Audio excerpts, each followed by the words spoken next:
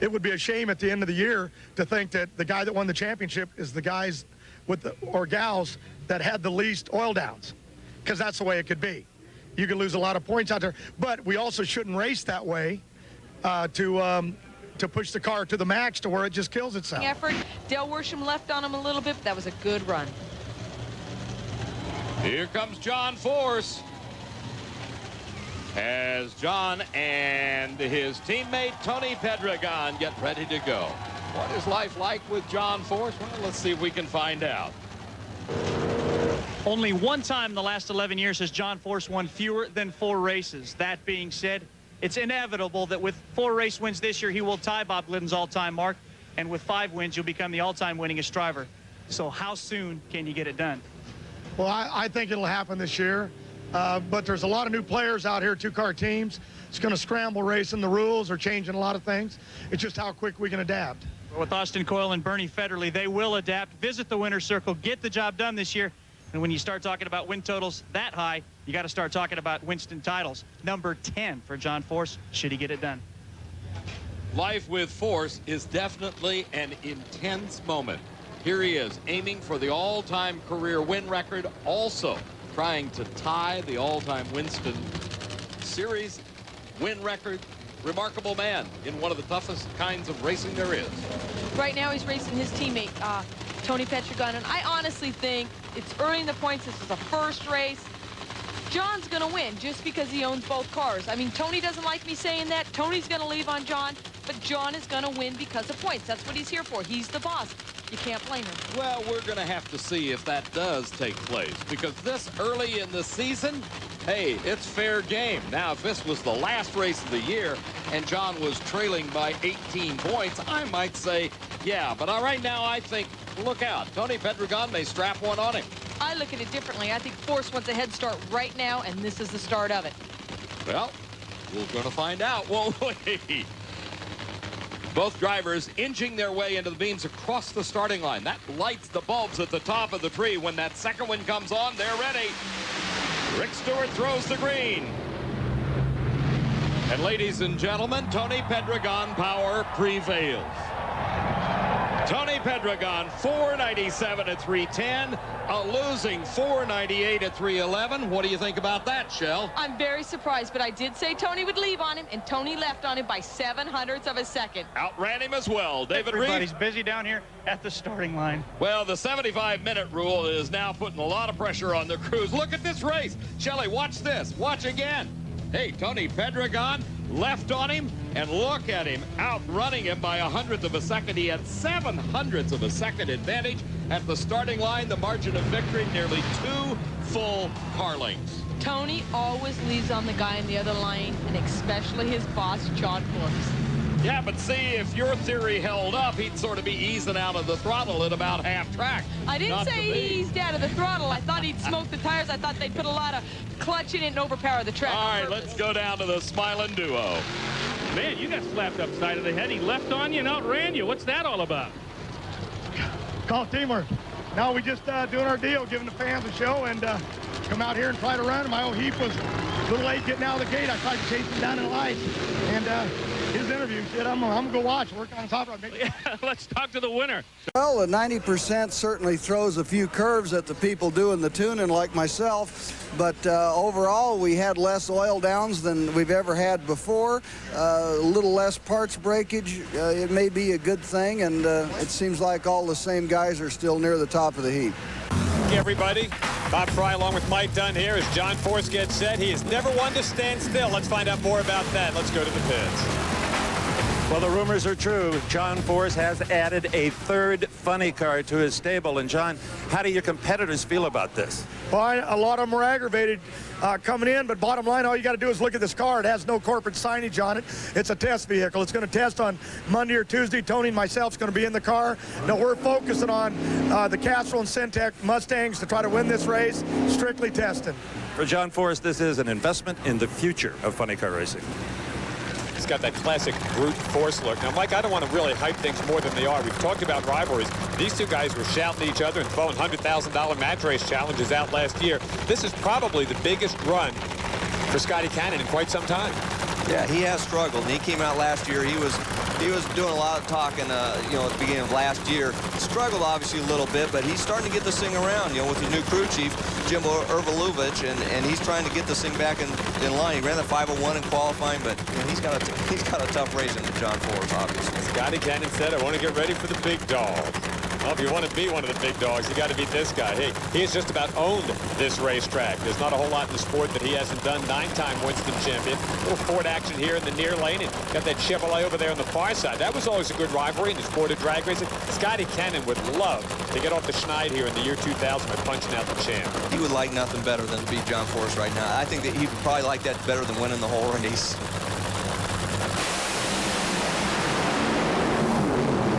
Not going to happen. And Force runs 496.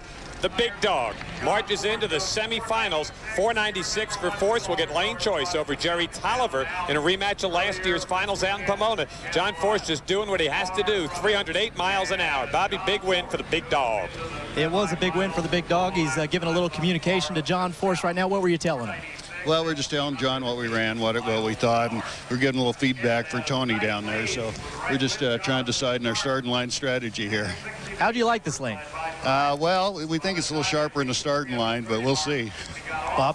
Bernie Federley, a member of the Canadian Motorsports Hall of Fame. Now they get that information from those two cars. They'll radio it back and try to help this guy's teammate. John Force is standing by with Steve. Well, we all know John struggled a bit at Pomona, but appears to be back on track. Consistent 4-second runs, John. That was a beauty against a quiet Cannon. What'd she run? 490s, low 490s. Well, she got lane choice. That's critical, I think, out here in the heat against the WWF. And we want to give them a shot, give them a race here, but go racing in action in Castle. All these people, this is just trick. Arizona. I want to say happy birthday to a little girl named Allison. I know. Happy birthday, Bob. We got some great matchups coming up already. Force and Tolliver. Cap.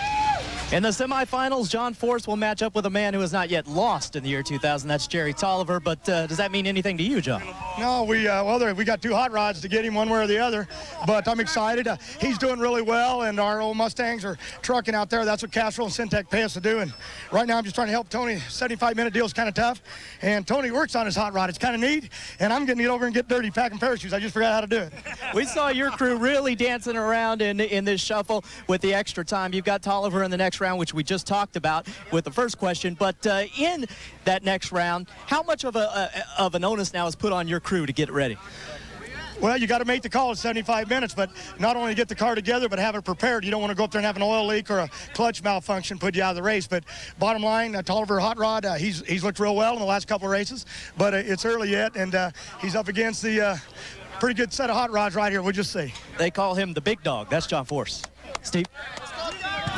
Somewhere out there, I feel like I can hear Michael Buffer yelling, let's get ready to rumble. This is a heavyweight contest, sports fans. Jerry Tolliver, the WWF car against John Force, Mike Dunn, one of the few times in recent years, I got to tell you, John Force, not a prohibitive favorite in this race.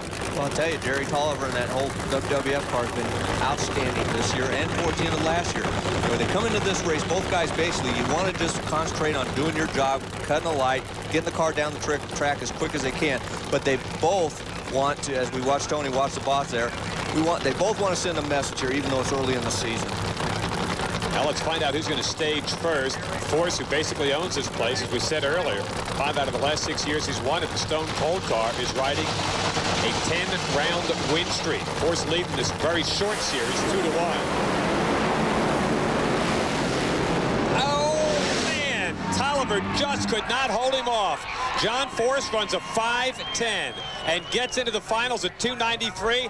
Numbers I would not have figured could take out the WWF. Let's go down to the starting line and Bob Gerald. And here is Bernie Federley, and it wasn't a final run, Bernie. It wasn't a final round matchup, but that had to be pretty sweet because they hadn't lost this year. Well, yeah, it sure was. Under the circumstances, we had a lot of trouble here and feel real bad about what happened, but we messed ourselves up, and, you know, we got away with it. But, hey, we'll take it. Put a cylinder out, and we'll run a little quicker in the final, hopefully. Thanks. Bob? Tolliver was holding a couple of hundreds in the bank past the Christmas tree, Mike. Yeah, you can see he leaves on John just by a little bit. And basically, I think he's got this run in the bag until he gets in the middle of the course and the Goodyear tires start breaking loose. And there goes John, even with the cylinder out. He still had enough power to get by a smoking Jerry Tolliver. 5:10 beats a 5:22. The Ford beats the Chevrolet. Oh, yes, if you're keeping score. Chevy won, Ford won. And we go into the finals with Cabs against Force. On board right here. Let's go down. We'll ride on board. Let's check in with Steve Evans. Well, I think John Force is taking great pleasure in ending Jerry Tolliver's win streak at 10 rounds with a 5-10. It had a hole out. Well, nothing with Jerry. With Jerry, he's a great guy, great racer. They're doing great. My boy Tony getting knocked out in that Castro Syntec Mustang, that was painful because we struggle in the pits trying to get her fixed. She come back out there and she leaked, and it gives Caps the gravy. Then you see him smoke the tires. But see, I need to get up, and that gets you mad. That gets you up. He is up. Feel like I need fever pitch work down here as they get ready to pull the motor for John Force in anticipation of his final round matchup with Ron Capps. And we get a chance to speak to Austin Coyle, who with these 75-minute rules, you got to get down the track. We haven't had a whole lot of chance to talk to you this weekend, Austin. Well, you know, that's true. It's pretty feverish trying to keep up this pace. And, you know, the sun's taking its toll on the racetrack, and it's taking a toll on our car parts, too. So we better get back to work and get her up there. We got about 51 minutes left. You're pulling this motor out right now, and you'll have a fresh bullet ready to go in place. How long will all that take you? Well, with any kind of luck, we should start the motor right at about 50 minutes from the time we left the starting line on the last run. That gives us 20 minutes to make final adjustments and get back to starting line. And we will get out of their way and let them get to work. Steve? But had a slump in the middle of the season and let John get up off the mat and win that championship. Yeah, he had a great season in '98 with those 5 wins, but too many first-round defeats, pretty much did him under. I like this race. I like this matchup. It's going to be very interesting to see what happens here. The classic quarter-mile sprint between the Fords and Chevrolets. Taking a look at that U.S. Tobacco Chevrolet, the Bowtie Brigade from Don the Snake Prudhomme. Two of the teams that just come in absolutely loaded. No excuses if you don't win this one.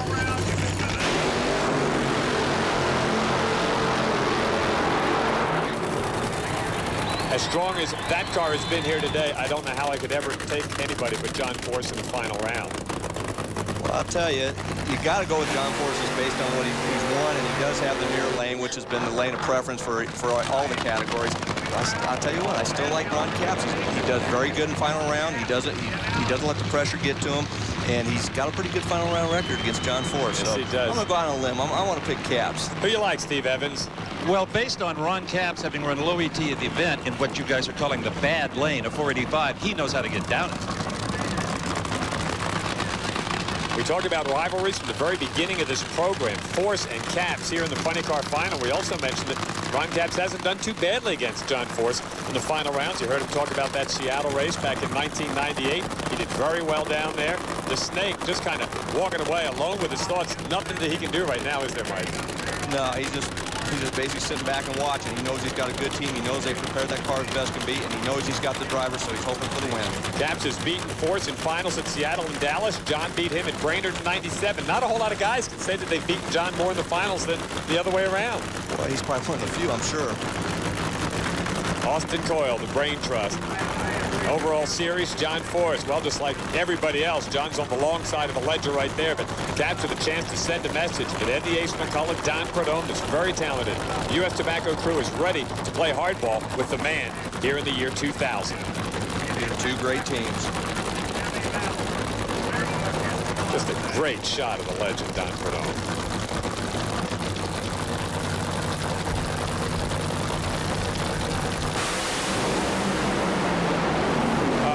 Capps got off the line first. That was the last thing that went right for the Chevrolet. 493 for John Force. He is one race closer to catching Bob Glidden in the race for the all-time win list in NHRA. 493, 313 the speed. This was all John Force, Bobby Gerald. It sure was, and that makes now 6 out of the last 7 years that it's been John Force. Austin Coyle, the man who tuned it. Congratulations, Austin.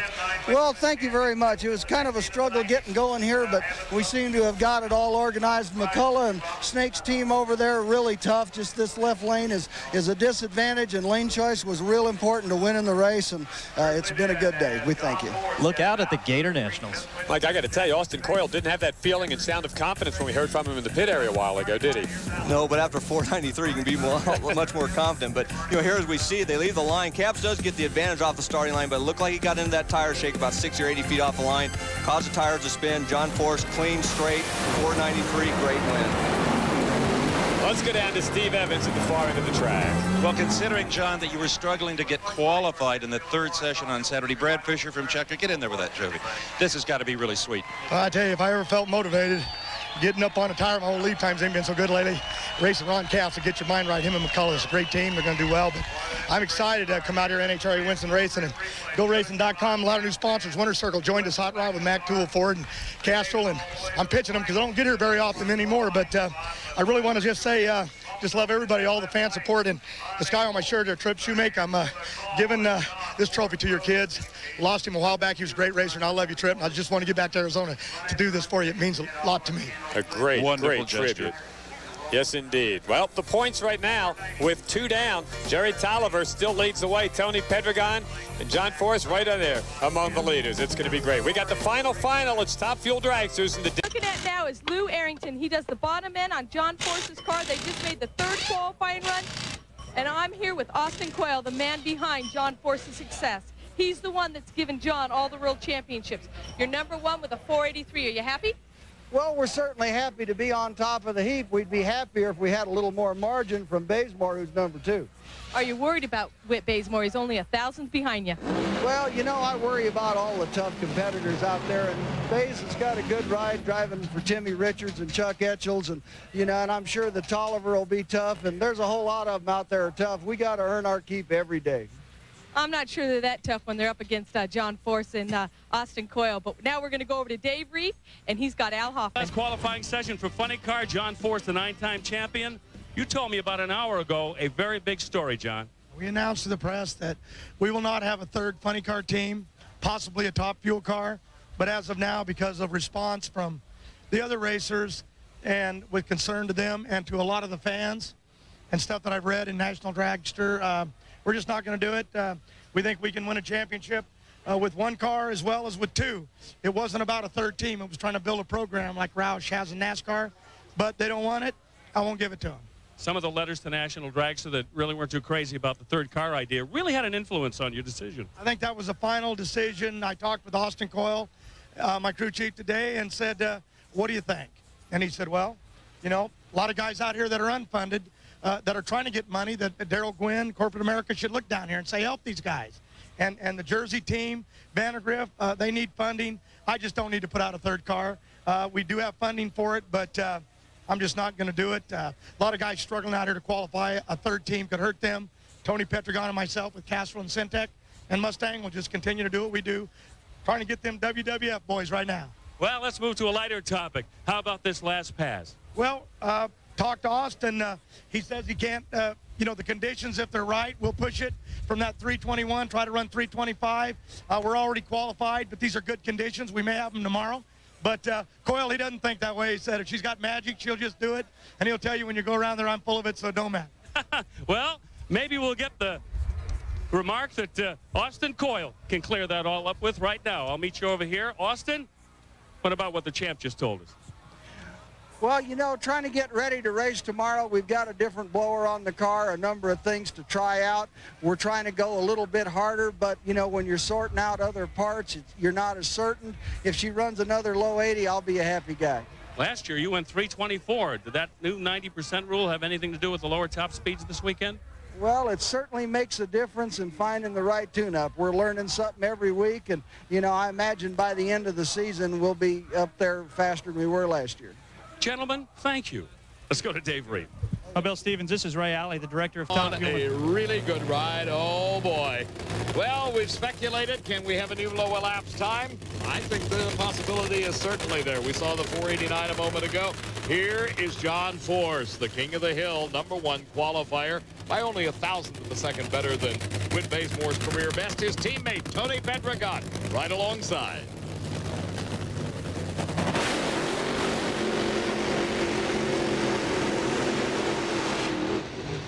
I don't expect John Force to better his 483. I expect Tony to step up, though. I just don't think they're going to go for it. Tony should step up. I think they'd like to see him qualify #2, and they can do it.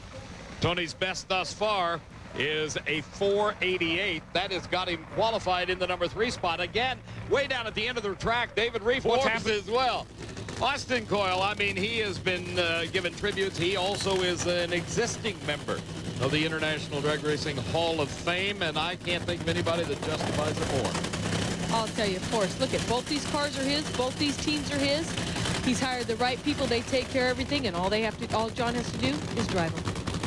And Austin is probably as creative a crew chief as you'll find in the business.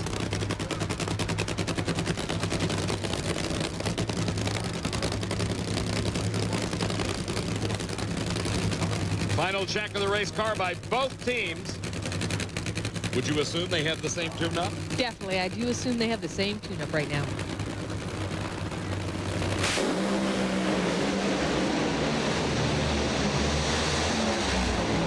Well, one of them was just a little bit better, 488 at 316 for Big John Force, 493 for Tony Pedregons. Hey, stay with us. We're coming right back to Gainesville. And how about funny car? John Force versus Jerry Tolliver. Talk about a matchup made anywhere but heaven. On the left, Tolliver claimed Pomona. On the right, Force took Phoenix. Jerry who?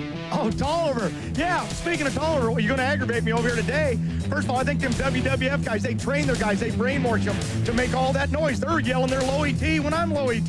But bottom line is we got 9 championships, and he's got 2 wins. So we'll see what's going to happen here at the end of the year. A race that could attract admission. You have got it here with John Force and Scotty Cannon. At the top of the show, we talked about the rivalry. Jerry Tolliver already has come in with a 488. John Force fell off just a bit in round number 1 in performance.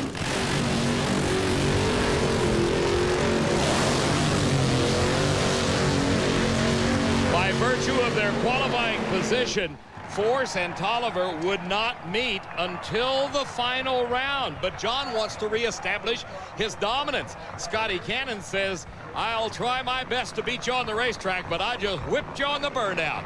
There's a bit of a rivalry here as well. Down at the far end, here's Jerry Tolliver with Bill.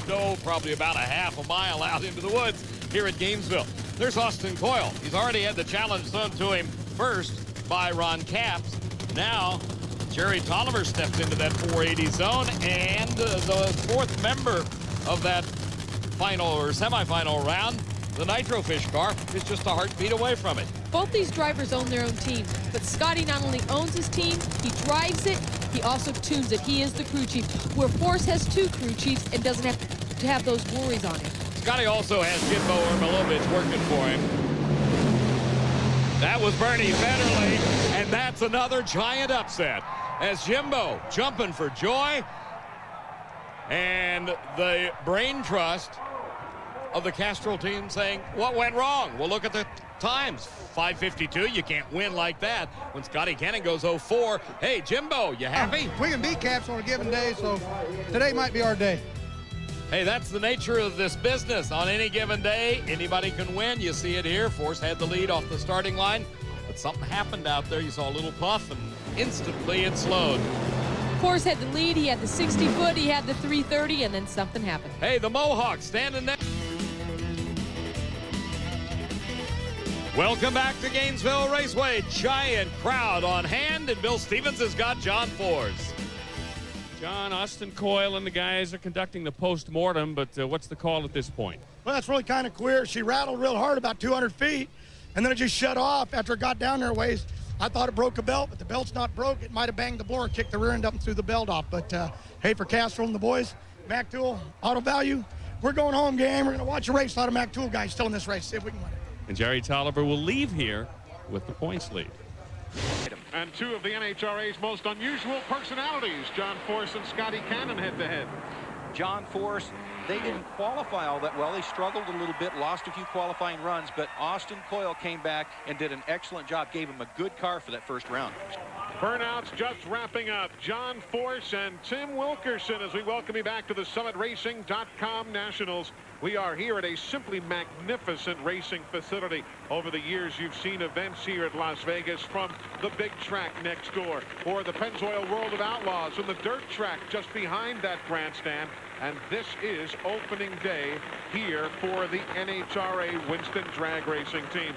Far end, Tony Pedregons, he's advancing. That could be good news.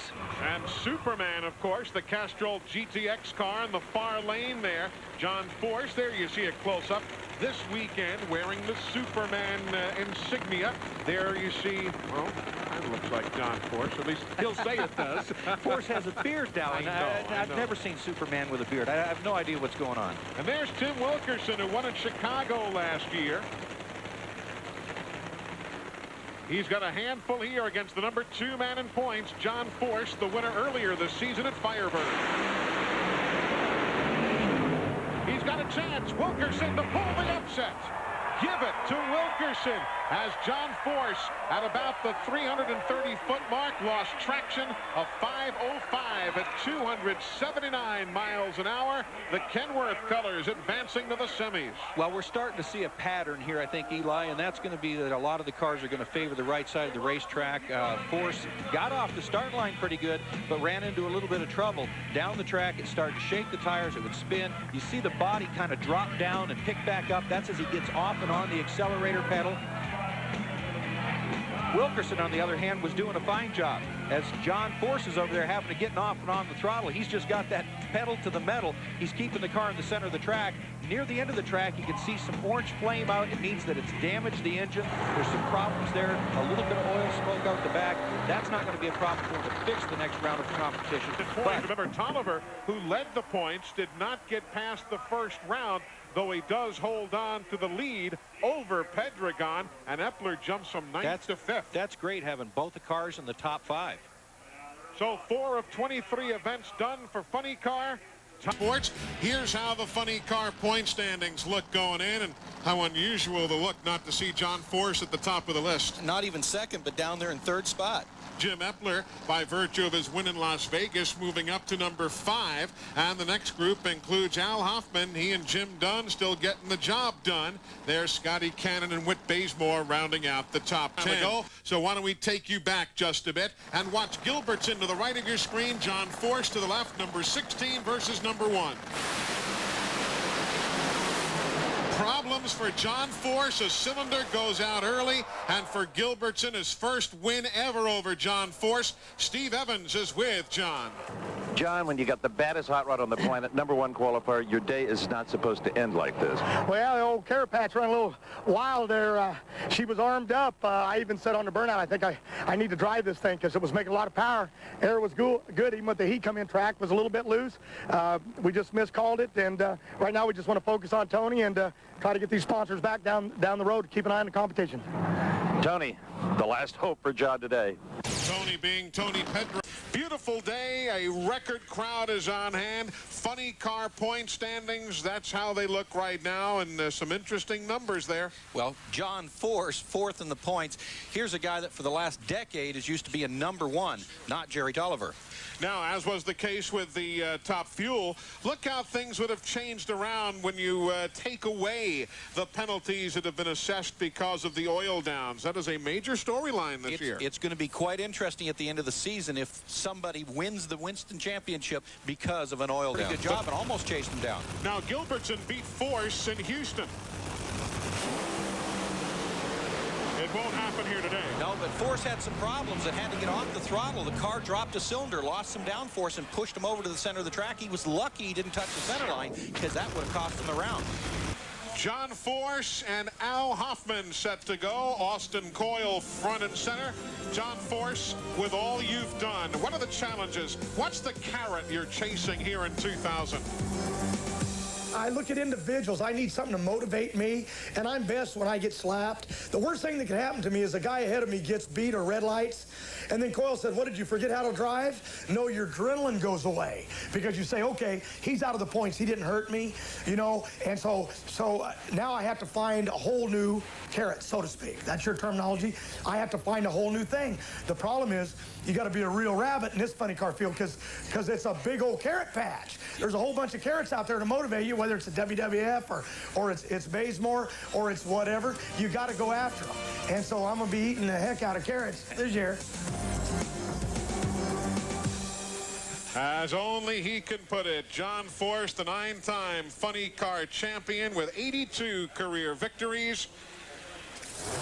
Austin Coyle lights the candle on that Castrol GTX machine, while Al Hoffman is in the other lane. There's veteran Jim Dunn and the whole crew.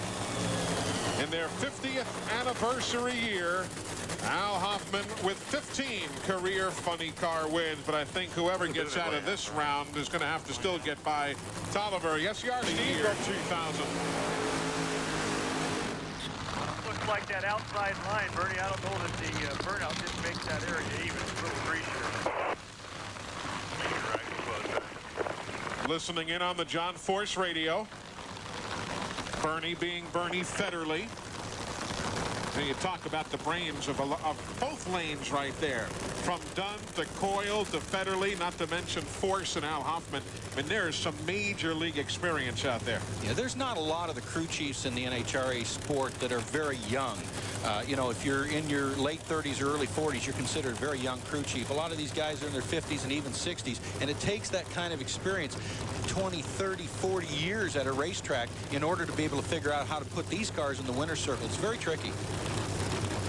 Now, the Hoffman family car, if you're curious, the one that Helen runs, his wife, or Kristen Powell, they were here but failed to qualify this weekend. But Al's there in the Moon Eyes machine against John Force. This will be a good one.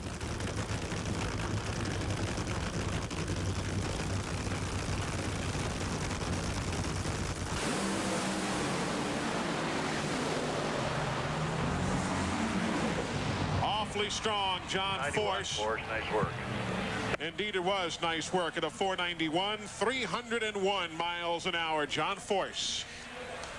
They were dead even off the starting line, a 5:18 to a 5:16 reaction time. Hoffman was up for the battle against John Force. See a little bit of problem with Hoffman's car bouncing in the middle of the race course.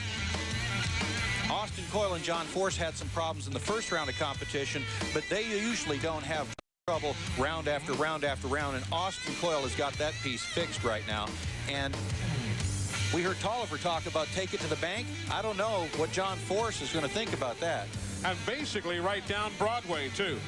Didn't have to mess with that steering wheel much. Hazed the tires a bit near the finish, but he advances. So Force has lane choice over Scotty Cannon in their matchup. There is John Force. What does he think about Jerry Tolliver? Is there a little John Force in Jerry Tolliver? We asked him.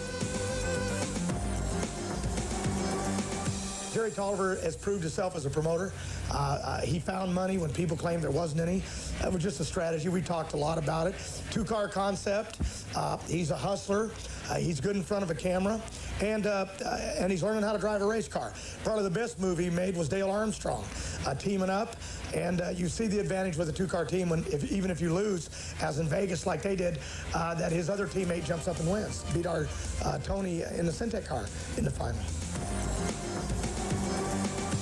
So through all of that, the answer is yes, there is some John Force and Jerry Tolliver. Yeah, and part of that is that confidence factor, but that can be easily broken. You have a few bad races, and you can kind of lose that. What's going to be important for these guys, like John Force knows, is he's gone through some slumps in his period, and one of the best measures of a true champion is not how you handle it when you're at the top, as you know. It's how you handle it when you're at the bottom, when you're struggling, when you can't get those wins, and you maintain that concentration, that energy, and that focus to bring yourself back to the top, and John Force has proven that time and again.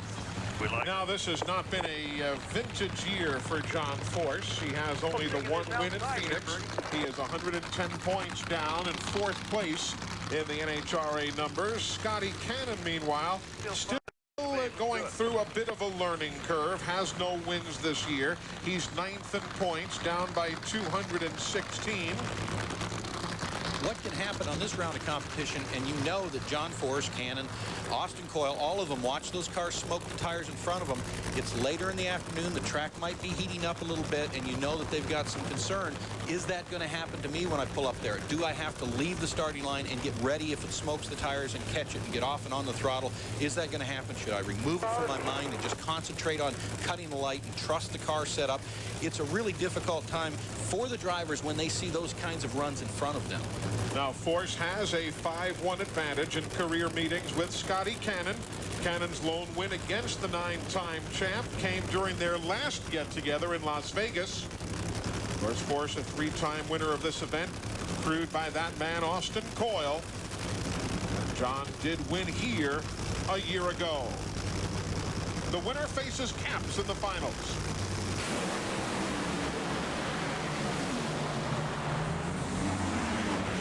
It wasn't pretty. Scotty Cannon was left at the line, and John left of even more so about half track. 489, 301 miles an hour. That's what you call a wire-to-wire victory. Just a fabulous job. We saw the cars smoke the tires in front of them. Austin Coyle's not afraid of any racetrack, especially not this one. He had the car set up perfectly. 489. Fabulous run for John, and kept it in the middle of the lane. Some of the drivers have been saying the cars have been pulling to the left on that left side, but John's car, if anything, went a little to the right. Looked great. Is that your final answer? That's my final comment. Now John Force with lane choice against Caps, getting himself undone down at the far end. Steve? Yeah, John Force just picked up 20 huge Winston points on the leader, Jerry Tolliver, and there's 20 more still on the table if he can get to Ron Capps in the final. John, you just stomped Cannon. Well, he good old racer. I look over at that car, I get all screwed up looking at the teeth on the front of that old Oakley heap there, but they're real good racers, and we're just happy we can finally get back in the groove of winning a few rounds. And man, I heard Tolliver was heading for the bank, but then I realized it was Sunday. You can't go to the bank on Sunday. It never ends. He must stay up thinking of stuff, doesn't he? Unbelievable. The burnouts are underway for the final pair of the day. The Moto1.net Nationals Funny Car Finals for John Force. This is a regular happening. For Ron Capps, still something fairly new. His 16th final round appearance, the 129th final round appearance for John Force. That's almost unconscionable, Frank. Yeah, it's absolutely amazing if you look at what John and Austin Coyle and Bernie and the rest of the camp have accomplished over the last decade to dominate any sport at the level they have in drag racing over the last decade is something that probably may never be matched again. Steve, John Force won here a year ago on Monday, as you might remember, after rain. Meanwhile, Capps would like to give Don Prudhomme the double dip after Dixon wins. What do you think? Well, I talked to Don Prudhomme. He says it's funny. When you get two cars in the finals, three things can happen. You can be 100% happy, 50% happy, or totally disappointed. Well, already Larry Dixon's got that 50%. I believe he sidestepped my question. Well, I think Snake's got to be happy with the performance of his car. There's Don Prudhomme right now. Looks all calm, real casual. He looked like that through his entire racing career, but you know there's a fire burning inside him, whether he was driving these cars like Ron Capps is, or he's standing back there watching. Capps looking for his first win in 30 races, dating back to Heartland Park, Topeka, Kansas, October of 1998. If they lose traction and this is a tire smoking battle, Ron Capps is every bit as good at this as John Force.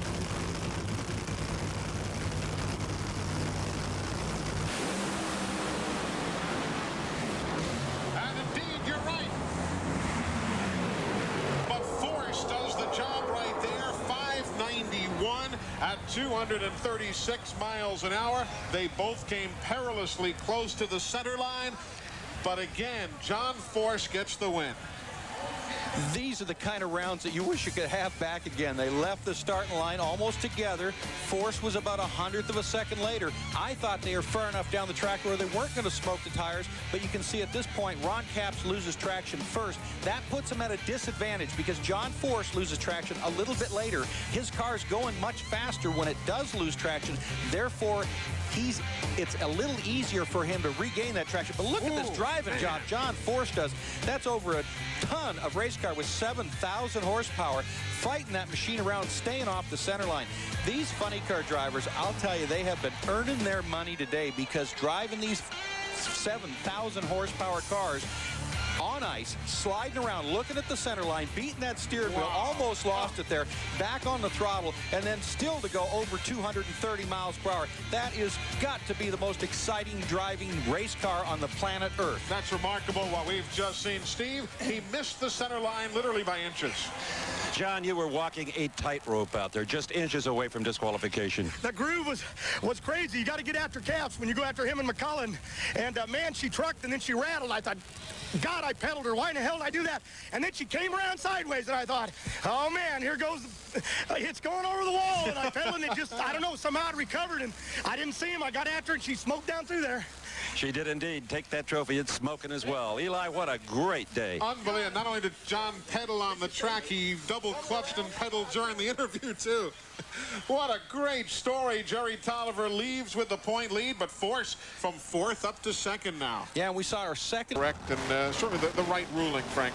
Well, that's what Kurt had to do. He knew the car didn't run 203 miles an hour, and so did all the rest of the pro stock racers. There you see funny cars. Those guys run 203 and then some. And look at John Force, now up to 2nd in points after his win last weekend in Richmond. I think they're already talking about it in the pit area, right?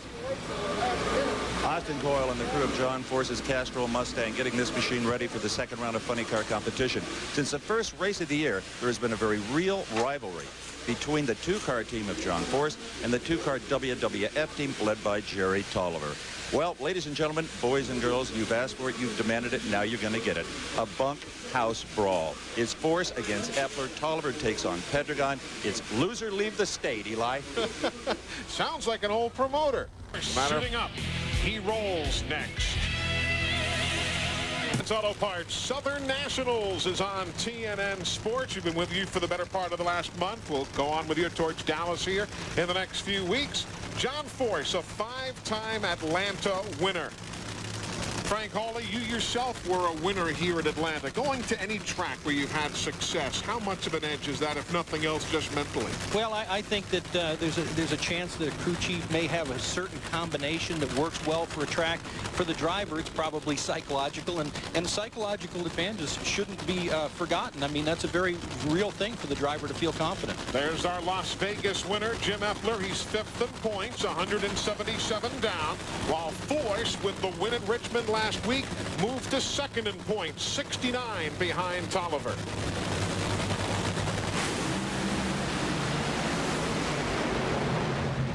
Both cars dance, but it's going to be Force as being the dance partner for Steve Evans at the far end, because a 493 beats a 499, 303 miles an hour. Both cars weren't ready to take a good set there mid-track.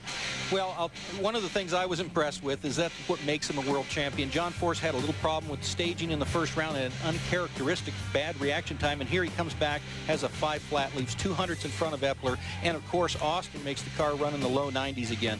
What an outstanding performance for this team. Evans and John Force. It's turned into a race within a race, and John, it's you and Tolliver in the 2nd round and you 3rd round, and you both have identical 493s, but you get lane choice. Well, kind of going for it up there. Hate to do that against Epler shallow stage, but I know lane choice is critical. It kills, makes you look bad on the start line, but the overall picture works. But, well, he's been talking his stuff.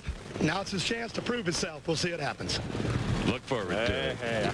I'm glad I got my seat set for the semis. Boy, that's going to be one heck of a drag race. Not that John Force had taken anything personally, would he? Now, here's going to be maybe the race of the weekend. John Force, in only the 2nd meeting of the season against the WWF's team of Jerry Tolliver.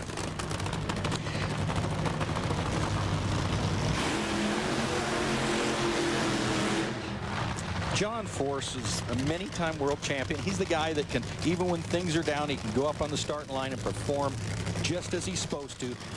The cars are virtually identical right now as far as performance goes. Dale Armstrong against Austin Coyle. That's a crew chief battle. What's going to be really interesting here that I want to watch is Jerry Tolliver's been doing a great job driving funny cars this year, but he had reaction times. He had great reaction times last year, and this year he had one that was a little too good, a red light, and then he came back the next race and he sat on the start line for a little while, and that was a problem. I just hope that Jerry kind of puts that stuff out of his mind, and we're going to find out if he's got the stuff that champions are made out of in a race like this. When they met the first time, it was at the Checker Shucks Cragen Nationals at Firebird in Phoenix, and Force got the win over Tolliver, a 5:10 to a 5:22. Of course, as Tolliver is quick to point out, well, yeah, that's right, but it's old history. Who do you like? Well, I'll tell you, if you'd, it's kind of like picking a good stock. If you'd gone with John Force the last decade, you'd have made a lot of money. The winner faces Caps in the finals here at the Advance Auto Parts Southern Nationals. Reaction time, Force. Smoke for Tolliver. Force is in the finals against Caps, and you called it. Go with the big horse. 491 at 309 miles an hour. What we've got here on the starting line is a really, really good reaction time for Jerry Tolliver. He was right with John Force, and the fact that it smoked the tires, that's just the tune-up they had. It wasn't quite right for that lane, a little too much clutch, a little too aggressive. You can't lay back when you go racing against somebody like John Force. A 91, Austin Coyle certainly knows this racetrack. He knows that lane, and he knows that car. Had to fight it all the way, and we also have an onboard camera with Tolliver. Let's get a gander at what he had to deal with. Yeah, that's a wild ride. You take off, the car's accelerating at 5 Gs. All of a sudden, it starts smoking the tires. You can see him back and forth fighting the steering wheel. He didn't need to continue at that point because he saw Force's car disappearing in the horizon. Well, it's going to be a rematch, Steve, of the finals in Phoenix when Force beat Caps earlier this year. The winner of the bunkhouse brawl right here with brute force. John, a 491. That was a mugging. The old hot rod just speaks for herself. That's all. The shortest John Force interview in history. Oh, great answer. Nice driving. And he's so proud, man, he's going to strut all the way back to the pit area. Eli Gold, Frank Hawley, Steve Evans, John Force, Austin Coyle. It must have been a trip in your day racing and working alongside Austin Coyle, huh? Well, he's a unique personality, but probably one of the brightest minds in the sport. If Austin had decided to work for NASA or something, he would have been the first guy to get that thing on the moon. He's incredibly intelligent. Speaking of bright minds, Steve Evans, what's your handicap and say on the Force Caps battle? Well, I talked to Ed McCullough, crew chief for Ron Caps, and he said we can run with John if the lane holds. Our incremental times to half track are just as good as John's. If we can step on it, run the last 600 feet as strong as Force does, we'll be right there. Now, Caps was runner-up to John Force. If you were with us last week on TNN in Richmond, he also was runner-up at Phoenix in February. This is his 17th final round appearance for the win in Atlanta. What a reaction time by Caps. Here comes Force mixing up the cylinders. John's got the win.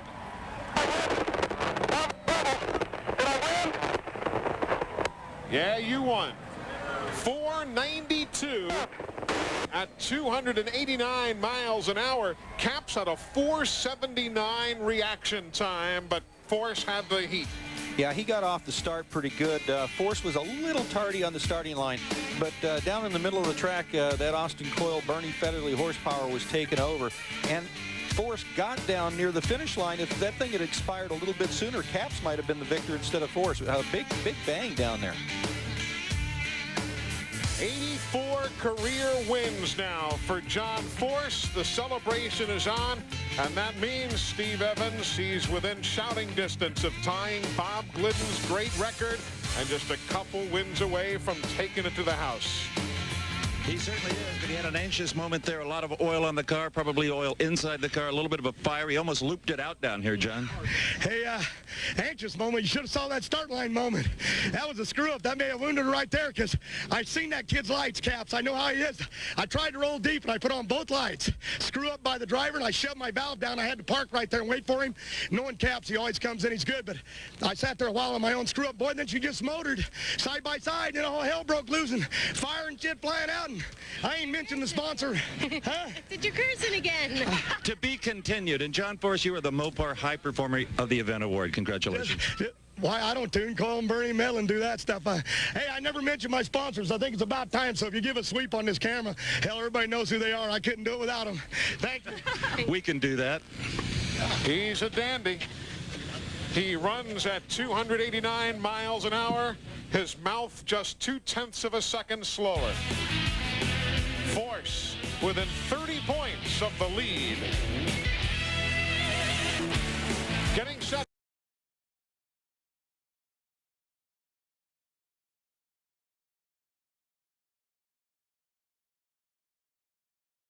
About to fire up, John Force just spoke to Austin Coyle. I said, is there a 480 out there somewhere? He said, no. Well, we'll find out. That's Austin squirting the startup liquid. What do they use? Nitromethane? They use methanol, alcohol. They just turn it over, start it with that. Then it lights when they pull the mag wire. But you know what? This team, I don't care what Coyle says. This team could probably run 40s on any track. His opponent is Corey Lee, marking his return to the sport. Only the second race since he has come back with the Nitromaniac machine. The Ratspink returns, and another of those incredibly graphic machines that the paint job's worthy of show cars. Neither of these cars are qualified. We know Force will get in the field. He's the best driver out here, probably. This driver, a little inexperienced. The team, definitely new. They don't have the book or the expertise to go back on. We'll see what they do. You know, John was probably is one of the most popular racers ever here at Raceway Park. Back in the days of a lot of match racing, he would race here very frequently, almost as much as some of the East Coast guys. Down at the far end, David Reef, what's happening there? Checking in with Al Hoffman. Good practice for tomorrow? Yeah, I hope so. That was a good job by Jim Dunn. He did a good job tuning the thing up, so to go down the track, you know, as you can tell, where everybody's having a lot of problems with the track with the weather conditions and stuff, but Jim's been around a long time, and I'm happy for the Moon Ice Pontiac out here today. Could be very similar tomorrow, Dave. Certainly could, David, and that's what everybody is thinking, and this may be a duplicate of the conditions they have to race in. Is all the experience on this particular racetrack an advantage for John Force? I don't think so right now because of the new rules, the 90% rule. That's throwing them a curve, maybe. But you know what? It's got two of the best crew chiefs in the business, a great team, proven winners. They're going to do well. Another new car debuted by John Force. As you take a look at it, you see the lightning bolts all over it as Austin Coyle makes his final check. Mustang bodied creation that everybody is wondering. Here's his competition. It's the painting on the side with a stick shift, and the Ratspink got a hold of it. Isn't enough to scare you. Maybe the performance of Corey Lee will.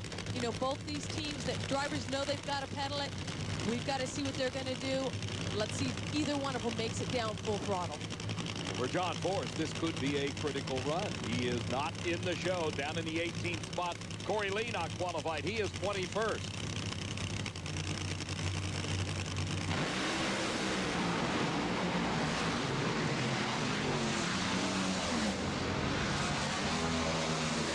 Well, so much for that potential. 5:10 for John Force at 299. Wasn't a 480 like Austin Coyle said, nope, but it was enough to put him fifth. Bill Stevens.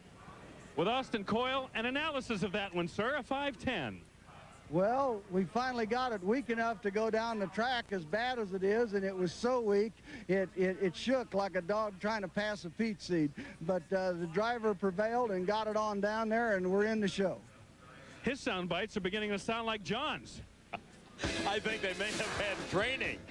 You know what? Look at these two cars. Instantly, the car in the far lane up in smoke. Then it broke. He still pedaled it. But John, he is the best. Look at it.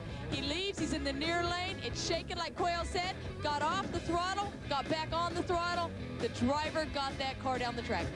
Well, we concentrated on watching John Force. Take a look at this from this angle.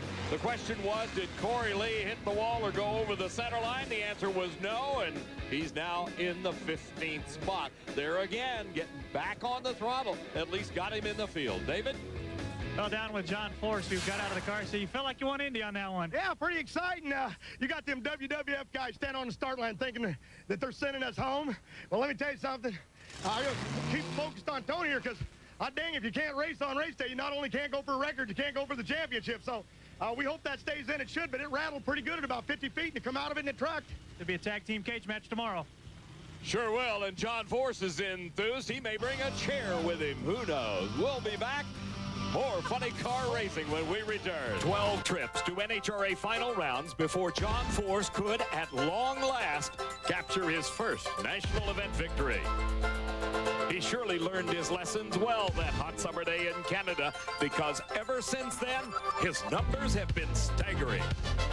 No other fuel driver comes close to his total wins, and only retired Pro Stock driver Bob Glidden continues to lead him on the all-time win list, and that by just one. If the 9-time and defending Winston champion wins today, he will tie Glidden's once thought unassailable record of 85 triumphs. Well, Bill, as you can see, they're taking down the big top here in the Castrol pits as NHRA's Nitro Circus gets ready to move on down the road. The most disappointed, the Clown Prince of NHRA Funny Car, John Force. He was going after that 85th win. How disappointed at not getting the opportunity here in Englishtown? Well, I'm always disappointed not to get the chance to race, especially going after a record. I'm disappointed for the fans that have really stuck it out. And, you know, 3 days out here raining off and on, and some good racing and some not so good racing. Like to have had a shot at it, but you can see they're pulling down the big top here at Castrol. But bottom line, my job isn't over. I got a lot of action collectibles to sign and T-shirts, and I guess we'll be here the remainder of the day. And I got to believe the fans, you guys still love this guy, right? Dave McClellan? Rain or shine, there's always an enthusiast. Got nothing on Funny Car. Look how Force has closed in on Jerry Tolliver. Guys like Jim Epler, Tony Pedregons, Ron Capps, all of those guys have good enough cars to move into that points lead within the next few events. Then you take a look at the next group of 5 to round out the top 10, and obviously some big names right there. And old Bob Gilbertson just keeps on trucking, working hard, and gets the job done. Coming up shortly. Just behind Tolliver, facing Kristen Powell, who drives for Helen Hoffman. That's Al Hoffman's wife. And there's a team that has picked up different sponsors of late to go against the high bucks of John Force. They've got all sorts of folks helping out as best they can on the Helen Hoffman, Kristen Powell machine. And a new crew chief taken over a few weeks ago, Andy Naring, replacing Ronnie Swearingen. It's a time of change for that Pontiac effort. And I think Kristen's going to be happy with that. You know, when she started out in top field dragsters, she was a sensation. She drove real well. The car ran good. And when she got into the funny car, it didn't run that good that early on. And a lot of people started talking about, well, maybe she's not going to be a great funny car driver. I think she's doing a great job. She's finally got a car that's performing well. And although she's got really stiff competition against John Force, what a sweet victory this would be for Kristen Powell. Mac Tools on board. Stagecoach is on board. Let's see what happens. Can we have a major upset here?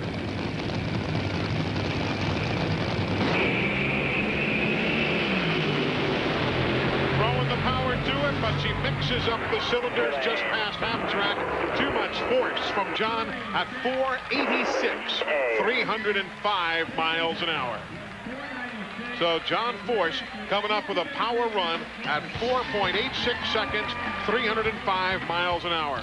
Look at Kristen's 307.90 miles an hour, almost 308 miles an hour. They did a great job to get that car running that fast, but that's what a tenth of a second looks like at the finish line. And John Force is one of those kind of unstoppable guys once he gets on a roll and Austin Coyle figures out the track. But I don't think anybody should doubt the job that Kristen Powell's doing behind the wheel of that funny car when they see runs like that. Couple of hundredths the difference at the start line. So John Force with lane choice against Ron Capps when they meet later on our telecast. Now we'll find out whether Scotty Cannon's team has been able to effect all the repairs that were necessary Steve Evans. Hey, John, what happened? You look kind of worried. That really aggs. I'm hot. That blew up my brand new Action collectibles. Man, I can't fix them after I ruin them brand new. I hate racing that girl. Makes me real nervous. Push the numbers, trying to get lane choice. I didn't know what she run, but one thing, didn't put no oil on the racetrack, so that kind of nicked old Tolliver right there. You got lane choice with an 86. So now one half of the final is set in funny car. Who will be the opponent? That man, John Force, or the man in the other lane, Ron Capps? Capps third in points. Force is second in points. And remember, the point leader, Tolliver. Jerry going out early here this afternoon.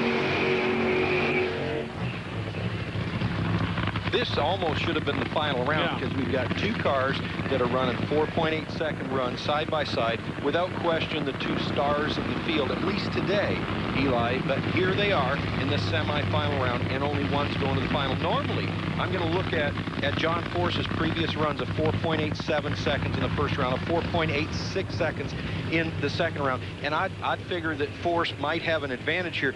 But Capps has been right with him, and in fact, in the first round of competition, remember, he ran a 4.81 second run, the quickest run of the weekend. So I don't think that John Force is in a situation right now where he could take Ron Capps lightly. Steve, you agree? Oh, absolutely. In fact, Force's 3 victories this year, his final round opponent, or victim actually, was Ron Capps. There was some concern with John of getting this car ready. The supercharger explosion the previous round did a lot of body damage. In fact, one of his old crew guys walked by and he said, "I'll give you $500 to help." The guy said, "I'm in." There you go. There you go. And of course, remember, folks, the other story that we've been following now for a while, John Force with 84 career wins in NHRA competition. Bob Glidden, the winningest driver in competition history with 85 victories. If Force can take the win here today, he would tie the legendary Bob Glidden. But that's a couple of runs away from where we are right now. The winner meets Tony Pedregons in the finals here in Dallas.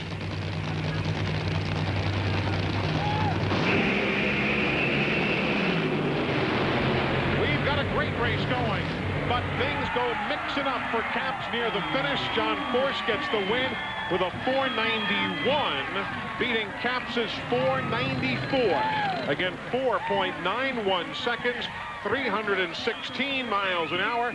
John Force is now 4 seconds away from tying Bob Glidden's record. Capps was all over him in the first part of the racetrack. The reaction times were pretty close, but John was staged a little bit deep that time. But down the middle of the course, Capps was out in front and marching away. You start to see some engine problems here, a little bit of tire smoke. The car slows down. If it wasn't for that problem, it would have been bye-bye John Force. Watch it again. You see Force on the right, but watch on the left. You'll see those cylinders start mixing up for Capps near the end of the run. There they go. Yeah, and that's just the car. It's just like you put the parachute out at that point, and John was able to slide on by. But what an outstanding performance for Capps. We're close to a record tire here, Steve.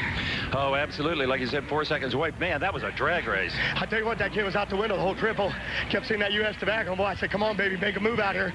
And old Austin Horsepower, he got in trouble, started trucking. But man, I owe some of my sponsors a final here, and for Castrol and Mac Tool and everybody, it's in Ford. It's just good to be here. I think the record. Let me ask you real quickly, John. Is that record on your mind, John? John. Is the record on your mind, tying Glidden? No, I wasn't even thinking about it. I don't race Glidden today. I was racing Capps. Great answer. Good answer. I'm hyperventilating just listening to the man. We are coming back. We've got all sorts of competition run right here. Bob Glidden, 85 career national event victories. That is #1 all time in the history of the National Hot Rod Association. John Force, with a win today, would tie Bob Glidden. But what was it one time, Frank, I dare say a mark that nobody ever felt might be touched? Well, I think that that many victories is an unbelievable amount of numbers. Now, Bob Glidden, however, hasn't been racing for a number of years. He got all of his wins a little earlier in the last couple decades than John has, and John came along and was really the dominant force of the 90s. And so I think that, without question, John Force, if it's not right now, is going to equal Bob Glidden's record and then surpass it, and probably this year. John Force.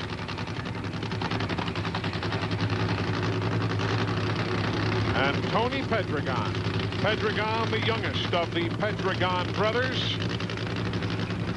This year winless. He's 4th in points. A good car. It goes fast because he has, as we said earlier, access to all the same talent, the same parts. Austin Coyle and Bernie Federley and all those guys, along with John Medlin, who's Pedregon's crew chief, all of them work together as a team. John Force has won this year in Phoenix, Richmond, and Atlanta. If he wins today, he joins Bob Glidden in the history books. Ladies and gentlemen, you're watching history being tied. John Force, with a win here today in Dallas, has just tied legendary Bob Glidden with 85 career NHRA national event wins. The numbers, a 491 at 313 miles an hour. Not only does he do the win in impressive fashion, he backs up the 91 of the semifinal round. That car is so incredibly consistent. You can see in the other lane, Pedregon's over there smoking the tires. They had to add some power, add some clutch, get that car to accelerate quickly off the starting line. They overpowered the racetrack, lost traction, and it was all over at that point. Austin Coyle and the whole crew celebrating. They go into the record books. Next victory puts them all alone at number 1. Steve Evans, you're having quite a day down there at the far end. Oh, we're having a hoot down here, Eli. John, you've taken the points lead from Jerry Tolliver, obviously tied Bob Glidden.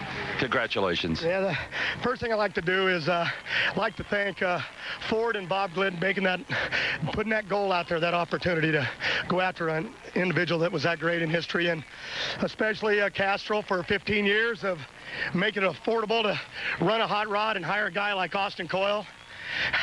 The best out here, I think. Back him up with Bernie Federley and John Medlin, and it just makes this whole deal happen. So many sponsors. I wish I could have put my action car in the winner's circle, the black one, but she was wounded big, but she helped it get here. But so many people to thank. They know who they are. Mac Tool, all pro bumper to bumper. And bottom line, you know, to the ones we've lost up there, you know who we're talking about. Haven't seen him that touched in a long time, Eli. Indeed so. A very emotional John Force, a different side to that great superstar. Yeah, he's got a lot of heart. He marches off into the sunset, having tied Bob Glidden. Next time out, maybe the record will be his all alone. Since 1987, the man known as the Clown Prince of drag racing has been demonstrating his skill at making the competition do anything but laugh. With a determination rarely found in even the most committed athlete, he amassed a series of victories that placed him within one of a record long thought to be unapproachable. Then came Dallas a week ago today, and John Force accomplished the impossible. He tied Bob Glidden's record of 85 national event wins. Now he is poised to raise that summit, to rewrite the record books with each ensuing win.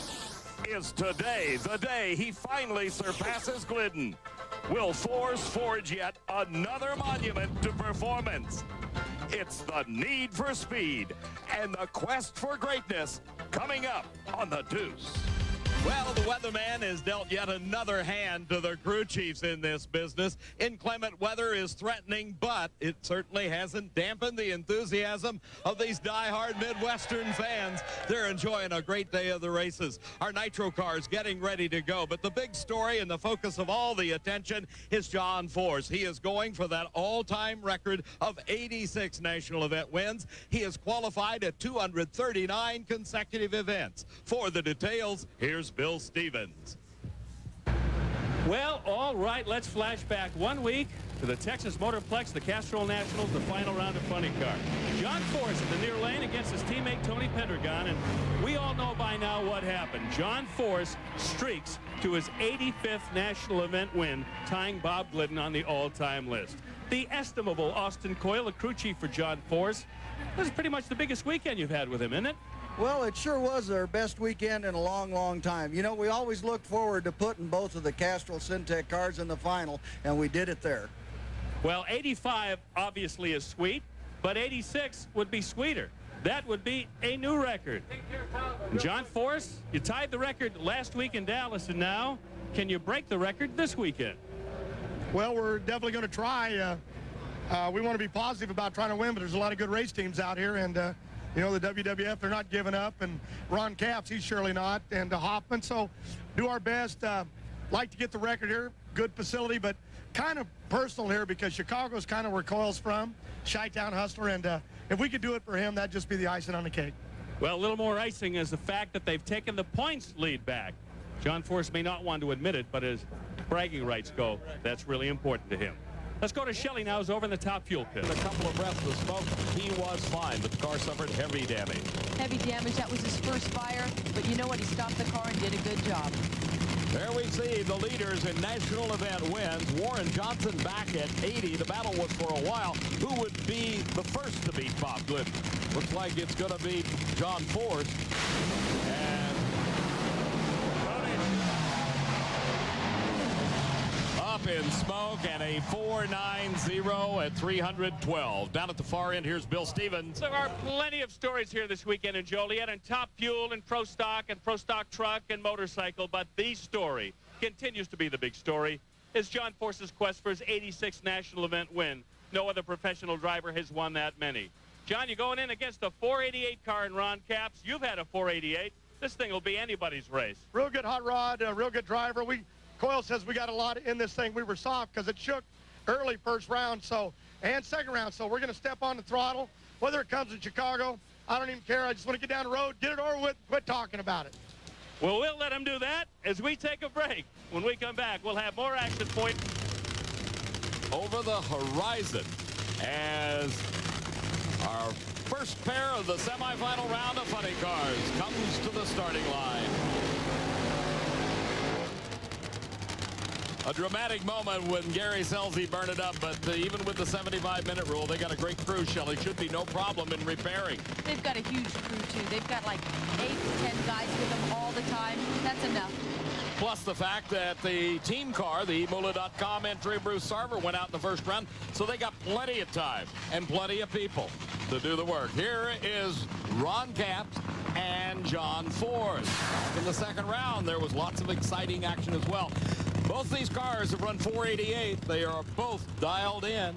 In qualifying, Force ran that great 488. And, of course, in eliminations, we've seen Capps step up to the plate. Capps has lane choice by 0.02 of a second. Force is #1 in points. He's got 4 wins this season. Capps has 4 runner-ups. But Capps is the favorite right now. This is the battle of the Titans. And, of course, Force is trying for that 86th win in NHRA national event competition. And all Capps cares about is Winston points. He is 77 points behind John Force coming into this race, and he can make up some right now. The lane choice for the Nitro cars in funny car competition, the near lane has been the dominant lane. And as you can see, Capps has the advantage there by virtue of getting the choice. He had the lane choice advantage over his last run. He had quicker elapsed time. That's what matters. Speed does it. But Force on the last round went 312 miles an hour. That means he's got horsepower. Capps only went 304. Now we'll see if Austin Coyle and Bernie Federley can come up with a clutch combination to run a 480 in that far lane.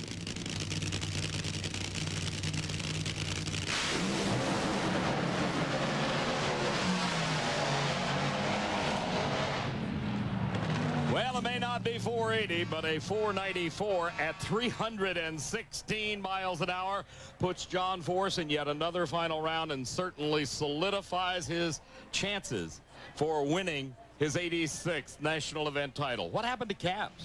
Capps smoked the tires of the car in the near lane. You see it had the front end up, and then all of a sudden it started spinning the tires. He first pedaled it. Oh, look at it coming up. Wheel stand. He had to pedal it. When he got back on the throttle, it hooked up, brought the front end up. Then he can't steer it. It started going sideways and smoking the tires. He had to let the front end up down. Force won. Looked like he gently bumped into the guardrail after getting it back to earth from that big wheel stand. It looked to me like Force in the far lane. See, he pedaled it. Just slight. I mean, Force is good. He's the best driver out there. He's got more experience than anybody else. Down at the starting line, here's David. Bernie Federley, and then there was one more round to go. What's the team like? It'd be wonderful if we could win this today, but, you know, we got our hands full. Sure, a great driving job on both sides, though, wasn't it? Sure shows why John's a champ, though. we'll have to find out in one more round. Track, here's Bill. John Force, you knew you had to get around that black car to win number 86. Well, that oil down made me sick. Then it was trying to drizzle. Thank God for Ron Capps. He gets me up on a tire. Boy, I tell you, scared to death of him. Snake coaches him, and I don't know what happened. It rattled me out there 50 feet, shook my brains out, and I had to step off the gas, get back after it. So I'm excited for Capps going forward, and Auto Value, all these guys that are supporting us, and it's one hell of a day. We'll see what's going to happen here, but I'm just, that was a good one. I needed that for my old pump. She's about to quit. One more round away from the history book. Austin Coyle, I don't have to tell you what's going on here. This is for your 86th national event win. This is your hometown of Chicago. There's a lot on the table. Well, boy, that's really exciting, you know, to be up for 86th win here in my hometown. It's pretty exciting. Jerry Tolliver, Armstrong, they're a tough team over there, and they've got everything we can handle. But, you know, we only know who wins when it's all over. Think the track has enough to take what the car has? I think the track is excellent. That's all you need to know. What's going to happen? I cannot wait. I know you can't either. Car Eliminator, as I noted, the threatening weather. We've had rain earlier today. It is truly amazing that we were able to get this race in at all. But things are a little bit out of sequence. We just saw Top Fuel and a big win by Gary Scelzi. Now it is the battle of the century, if you will, between John Force and Jerry Tolliver. The big question mark is, will this be the day that Force wins number 86? Only 33 points separate these two cars. Force has been in 4 final rounds this year, got 4 wins. Great race. Tolliver has lane choice, though. He ran a 483 in the last round. He's got top speed. Oh, what's amazing is coming into this round, in the semis, Force set the track speed record at 316, and in the semis, Tolliver set the track record for elapsed time at 483.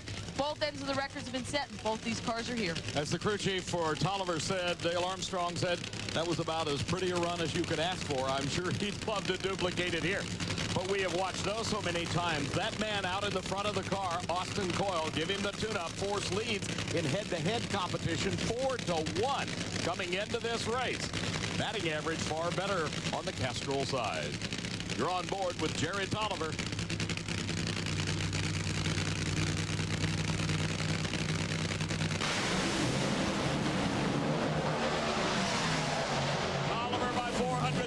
And ladies and gentlemen, John Force has won it.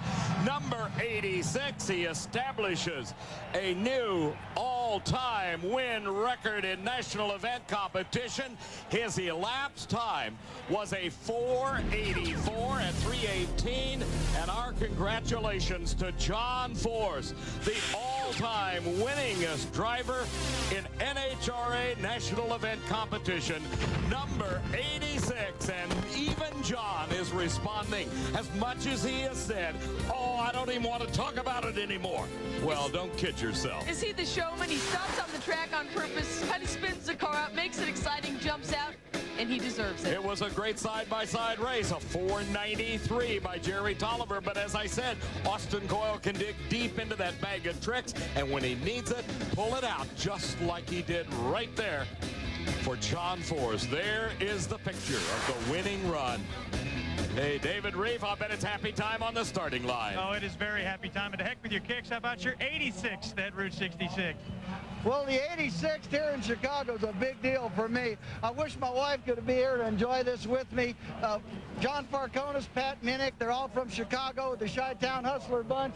They're what got me started in all of this, and I've been chasing Dale for, hell, it must be 20 years now. And, of course, you don't want to be on this end of drag racing history, but what the heck, eh? Oh, heck, that's a good race. That was a darn good drag race. We'll be doing it a few more times this year, so that was great. I loved it. What a way to finish here at Route 66 in Joliet. And what a pair. Austin Coyle and Dale Armstrong challenging each other, and it's as much a war of crew chiefs as it is drivers, Shelley.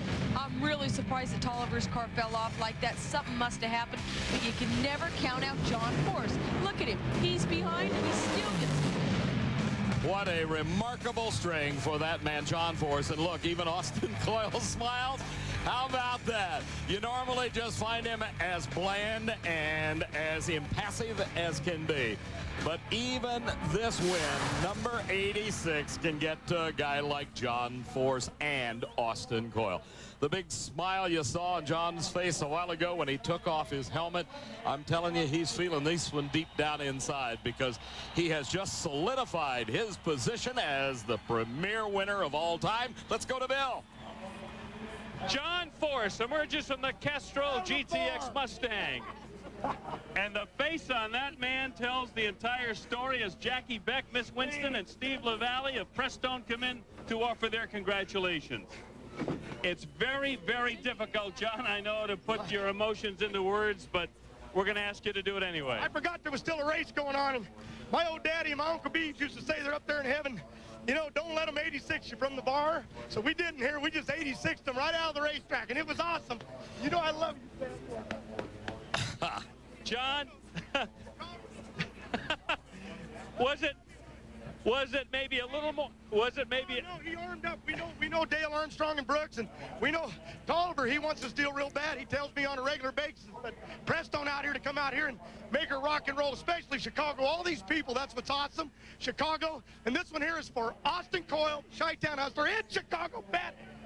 Did I say it was going to be difficult for him to put his emotions into words? I think maybe conducting the interview is the most difficult task on the grounds right now. You don't think John Force is on a pass? Look at this. Posing for photographs, anything. He actually gave his helmet to the girl that works on the NHRA Safety Safari. Whether he goes down later and asks for it back or not, probably not.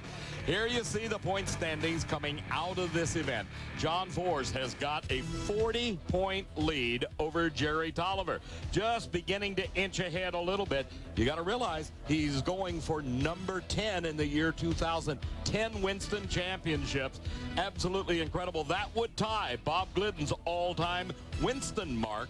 And that's a good possibility. Certainly don't count him out as the crew comes down to help celebrate. Here's an emotional moment. Austin Coyle and John Force together here in Chicago. Oh, my. Look at the smile on Coyle's face. We've got a lot more racing coming your way when we come back to Route 66, where history has been made. You'll watch him win national event number 86, an all-time record in NHRA history. John Force just blew away Jerry Tolliver in that final round. He dedicated this race and gave the trophy to his crew chief, Austin Coyle. Very deserving, but he also gave him a big kiss on the cheek. I don't know whether that's good or not, but they have a great deal of respect for one another. Well, Dave, the trucks are still waiting to make their final round, but you, Bernie Federle, co-crew chief for John Force, just made yours, and how does it feel? Thrilled, absolutely thrilled. Couldn't be happier. Such a milestone deal, you know. It's even though it wasn't in the same category. Of course, these records are all made to be broken eventually. We're just happy to be the ones, you know. And you know, some days things just come together. We're just thrilled for everybody associated with this team. It's a big organization, but a lot of great people involved in it. Take us behind the scenes before that final round. Obviously, a little bit more pressure to make the right tuning call. What were some of the things that you and Austin discussed before that final? Well, the conditions were very good. Well, we know who that guy is. Hey. No, obviously conditions were very good, but, you know, you can always overpower the track, and we just didn't want to get overly enthusiastic. But the way, you know, Tolliver's car was running, we just had to step up the plate a little bit, and we gambled as much as we thought we could, and, hey, it came together. Do you guys ever disagree when you're making tuning calls before an important round like that? And if you do, who has the final word? Well, really, you know, I kind of usually defer to Austin, you know, but, you know, yeah, we disagree some, but, you know, it's kind of, it's a good average deal, you know. Sometimes we both have good input, or John Madlin or Dickie Venables, or, you know, we got a lot of input in a lot of areas, and that's what makes it successful. We're able to kind of overcome the ego stuff for the most part. Hey, a nice job today, Bernie. We're really very, very happy to see how things fell in for you. Yeah, we're thrilled. Thank you very much. Let's go to Dave Reed. Every time we come down here, we expect a new record to be broken. This is John Force's brand new Mustang body. What will happen with this automobile this weekend? We'll be back to find out here in Columbus after this short break. Welcome back, everybody. We're in Columbus at the Pontiac Excitement Nationals. All right, let's go back a couple of weeks to the Prestone Route 66 Nationals in Joliet, Illinois. Final round of Funny Car, and you know what happened. Take another look. There he is. John Force beats Terry Tolliver in the final of 484, 318 miles an hour, and breaks the record that we all knew at some point John Force would break. 86 national event wins, and just to seal the deal, a nice big wet one on the cheek of crew chief Austin Coyle. Well, now, sir, 86 was the magic number. Now, I guess the next magic number is 10. I want to get that over with. You want to keep talking about it. Bottom line, Austin Coyle in Chicago, hometown boy, Bernie Federle, working with him, John Medlin, those guys made it happen. Tony Pedregons. Let's move on to Columbus. It's going to be tough here. It's going to be loose out here in these conditions. Leading in the points, a 10th Winston title would tie you with Bob Glidden. All you basically got to do is keep doing what you've been doing. 4 races in a row. What's the big deal? Every time I'm starting to worry. Hoffman come over this morning and said he loved me, said he liked my new Mustang, and they're up to something. I don't know what. Even Tolliver's being friendly this week. So now we're just going to focus, come out here for the fans, give them a great race. Bottom line, don't want to think about what we've done. It's where we're going to go, and it's not going to be easy. And John has not won this race since 1990. He's got some work to do this weekend. Let's go back to you, Mac. John Force getting ready for his final qualifying pass. I mentioned he was number 15. That was going into this session. He's been bumped out, Mac. Yes, he has. And there is that new aerodynamic body that is being debuted at this race. Of course, all the guys and gals that don't have one say, hey, it's the body, it's the body. That's why Force isn't running good. I disagree with that 100%. Austin Coyle's a smart guy. He wouldn't put that body on there if he didn't know it would work. It will work. They're just having a problem. Scott Weiss is above it here. He is in the near lane. Take a look earlier today. As they went down the racetrack in the far lane, Tim Wilkerson smoked the tires, and John Force crossed the center line. Dropped his cylinder, pushed him over on the center line. He had to shut it off. This time, they'll get in the field. Let's go down to David Reeves, the guy that bumped John Force. The Speed World was on hand to bring you coverage of John Force's 86th national event win. How dramatic it would be if we might be the ones to tell you that John Force's string of 239 consecutive races for qualification has come to an end here at National Trail Raceway. Austin Coyle directing him into the field, or into the starting line. You know, John has been confronted with this before. We're not trying to say that he has never come down to the final session and not made the show. Lots of times he'll do this and come out with low elapsed time of the meet. Let's see what happens here. Scott Weiss, his opponent. Weiss is not qualified either.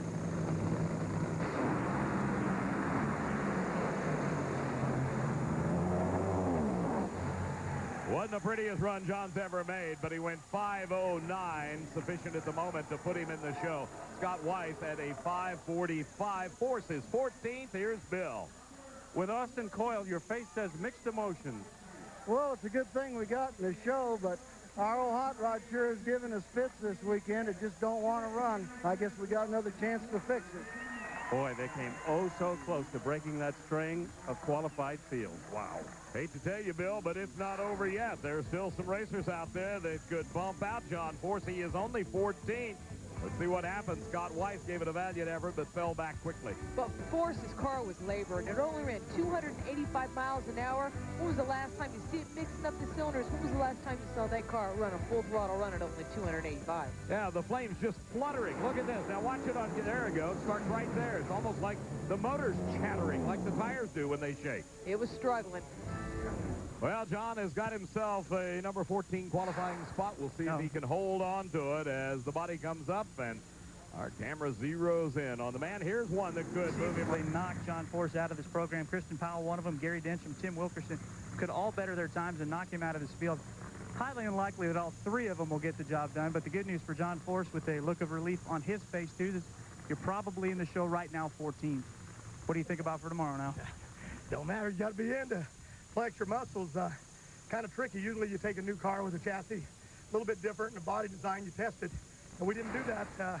Not overconfidence, just didn't have time to put it into play. But this is a great SNR race car, a Steve Pfluger race car, and we'll get her in the show. Hopefully it'll hold, and if not, we'll just focus on Tony, and maybe he can take them guys out. Not how you want to follow up number 86, Dave.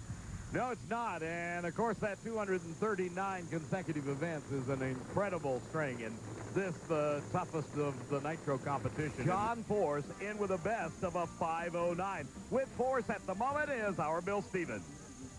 Mac, no matter where he qualifies, it always looks like a pep rally down here at Team Castrol whenever John Force comes out to say hello to the fans. And, John, I suppose somebody in the Library of Congress can remember the last time that you qualified so low, but we got to speculate here. Maybe it's the new body this weekend. Hey, man, we were high-fiving. We didn't get bumped out of the show. It humbles you real quick.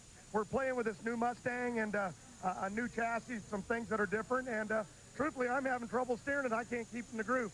So bottom line, tomorrow, SmackDown, WWF. You mentioned before, John, you may go back to another body. Yeah, we're going to probably trade it back and just get back in the groove. Tolliver's tough, and we want to get after him first round with what we know how to race, like we did in Chicago and Dallas. So, Tolliver, love you, baby, but I'm forced he's coming after you. You dropped a cylinder in that earlier section today, and it looked like you were really fighting the car to keep it on the racetrack. Yeah, because I was steering it, and it was just having a little bit of trouble steering, and there's some a little bit wider front tires are out a little bit wider, and it was kind of one of them deals. We don't know, maybe something's flexing, so we just don't want to take a chance. You know, we're out there with another racer. We want to make sure that we keep him safe as well as me. Yeah, you're the most important guy. Tell us about the last run today. Well, same thing there, but truthfully, our tune-up's a little bit off because we're not standing on it right with that last shot, making sure that we got in the show. I don't make those calls. Coyle does, and Tony's car is running pretty good, running 90s, and our choke was stuck, so we're going to fix it. But hey, they want some good old racing. It mixes it up. It's making this year exciting, and for Castrol and Action and everybody, and Ford, Mac Tool, right here in Columbus, Ohio. Hey, and tomorrow, first round, John races. Yep, Jerry Tolliver, Mac. Yes, he does. Choke stuck. I haven't heard that description in a long time. Over a decade. And just 2 weeks ago, on one of the few racetracks upon which he had never won, he thrilled the Route 66 Raceway fans by shattering Bob Glidden's record of 85 national event wins. John had applied his force one more time. This is Jerry and the quicker elapsed time. The battle between John Force and Jerry Tolliver continues. This round was won by Jerry Tolliver at a fine 494, cutting Force's points lead. 525. Back to David Reeves. Well, John, yesterday we had the Federal Mogul All-Stars. Today it's the Castrol All-Stars as your blocker's doing his job. Yeah, he's doing good, and man, that kid he's gutsy. He rolls deep on the staging and goes in. I just scared me to death on that staging, but he knows how to leave on a guy, and he knows that kid's good over there in that other lane, but we got a break there. She had some fire underneath her. It kept us in. John Force, a nervous Nelly? Oh, not John. You want to talk about a bundle of excitement? I guess so. He's doing his job, and now he's got one more round to go. Yeah, that was really good. That can help us there in the points. It's moving Tony up ahead, catching him up with Cap. The bottom line, that kid's really showing us how to drive them hot rods, pedaling all day long like he's doing. Got to ask you about the points. How do you feel about being second again? Well, I don't feel about nothing. I don't plan on staying here long, and right now what we're focused on is moving Tony up and trying to hurt them WWF boys. But I'm real proud of that kid. He's really maturing as a driver. He's excellent. John Force says, game on, Jerry Tolliver. Well, St. Louis, Missouri, and we saw a lane swap take place here. Yeah, right now Bruce Sarver chose the near lane, which is kind of strange because earlier we just saw Scusa take the far lane. He won. Sarver has lane choice, something he doesn't have over John Force very often. He's got lane choice by 900ths of a second, almost a tenth. The team DDR car of Alan Johnson with Bruce Sarver, the driver, has had a remarkably good outing thus far. The car's run very well. He qualified with a fine 495. John Force, of course, in the fourth spot a little bit quicker in qualifying. Bruce Sarver's got a lot of folks this weekend most interested in his performances. They're certainly looking on. You know, they're going to their second semifinal of the year. Well, the Castrol car on the far side of the racetrack, the defending champion in funny car, but it hadn't been the picture-perfect outing you normally see out of John Force. This is 2 races in a row. We've seen a lot of inconsistency, but that man right there, Austin Coyle, the crew chief, has led John Force to 9 Winston championships. Hard to argue with success. Again, our reaction timer shows you who's quick at the tree.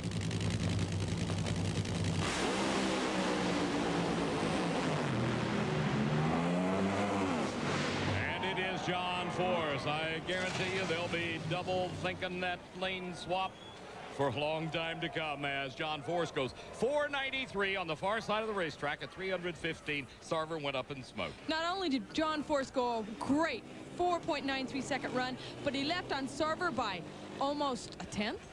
Yep, down at the starting line, here's David. Just when it looks like John Force and you guys are down, you pull a 493 out of that, huh? Well, conditions are getting pretty good, and we were able to take advantage. You know, the other guys were sure running good, so, you know, they'd kept us real honest. You know, we couldn't take a chance on being soft and coming up here and not being able to race them. So just real pleased to get the win. And to follow up on Alan Johnson, why the lane switch, talked to the team owner of the Bruce Sarver car. He said his dragster spun the wheels at the top end, didn't want to take the chance, pull the left lane. That was bad. Well, he lost it shortly off the starting line. You saw this. Force was way out on Bruce Sarver, but right here, Sarver starts fishtailing a little bit the car in the near lane and then goes up in smoke. Nothing he could do, had to shut it off, but John was on a great ride. Great shot there. As you can see, he lost the traction, and once he did, that was about the end of it. The car tried to swap ends on him, and the crew begins to celebrate, knowing, oh, we got 75 minutes to get it ready to do again. Look at John Force. He's watching intently. The next pair, Jim Epler and Al Hoffman. There's the Moon Eyes machine. Big Jim Dunn, the owner, the tuner, and teaming up with Al Hoffman this year. Quite an interesting pair to draw to, without question. Bill Stevens, what are they saying at the far end? Mac, they're saying quick, 493, fast, 315, and straight. Well, we saw it outrun. Yeah, she kept them old Autolites lit out there. Very critical, that round right there, to stay in this points chase. We got a job to do for Action and Go Racing and all the sponsors, Capsule and Ford. And we've been letting them down a little bit lately. Tony's been carrying the ball, so I'm glad this old man and Coyle here, we can just do our job. Thanks. And as you saw earlier, Nitro funny car action, and it is the John Force, Jerry Tolliver battle. A week ago, John Force was playing with a brand new body. That Ford Mustang creation, the very latest in aerodynamic tricks. No doubt John Force is the horse of the funny car class, but he's just won his 86th national event. So what do? Well, if you're the Castrol team, you're Ford Racing, you're Roush Racing, and aerodynamicist Tim Gibson, take a pretty good Ford Mustang and make it just a little bit better. How so? Well, you make it more stock appearing, as you can see in the grille and the headlamp area. You also make this car a lot wider, change the angle of attack to give it a lot more downforce. You want some more stock appearing things? Check out the arch on the wheel well. And of course, the indentations in the door, that matches the 2000 Mustang, as does the arch on the rear wheel well as well. But the thing I like best about this car, you move to the back, take a look at the placement of the parachutes. They are wider, allowing for better airflow through the middle. Talking about airflow, take a look here at the taillight doors. Normally they're square, now they're rectangle. But before anybody starts complaining, let me tell you, it's all within the legal limits. Shelley, we're not seeing that car this weekend. We didn't see it last weekend in eliminations. Force stumbled, only qualified 15th with it. Put this body back on for first round.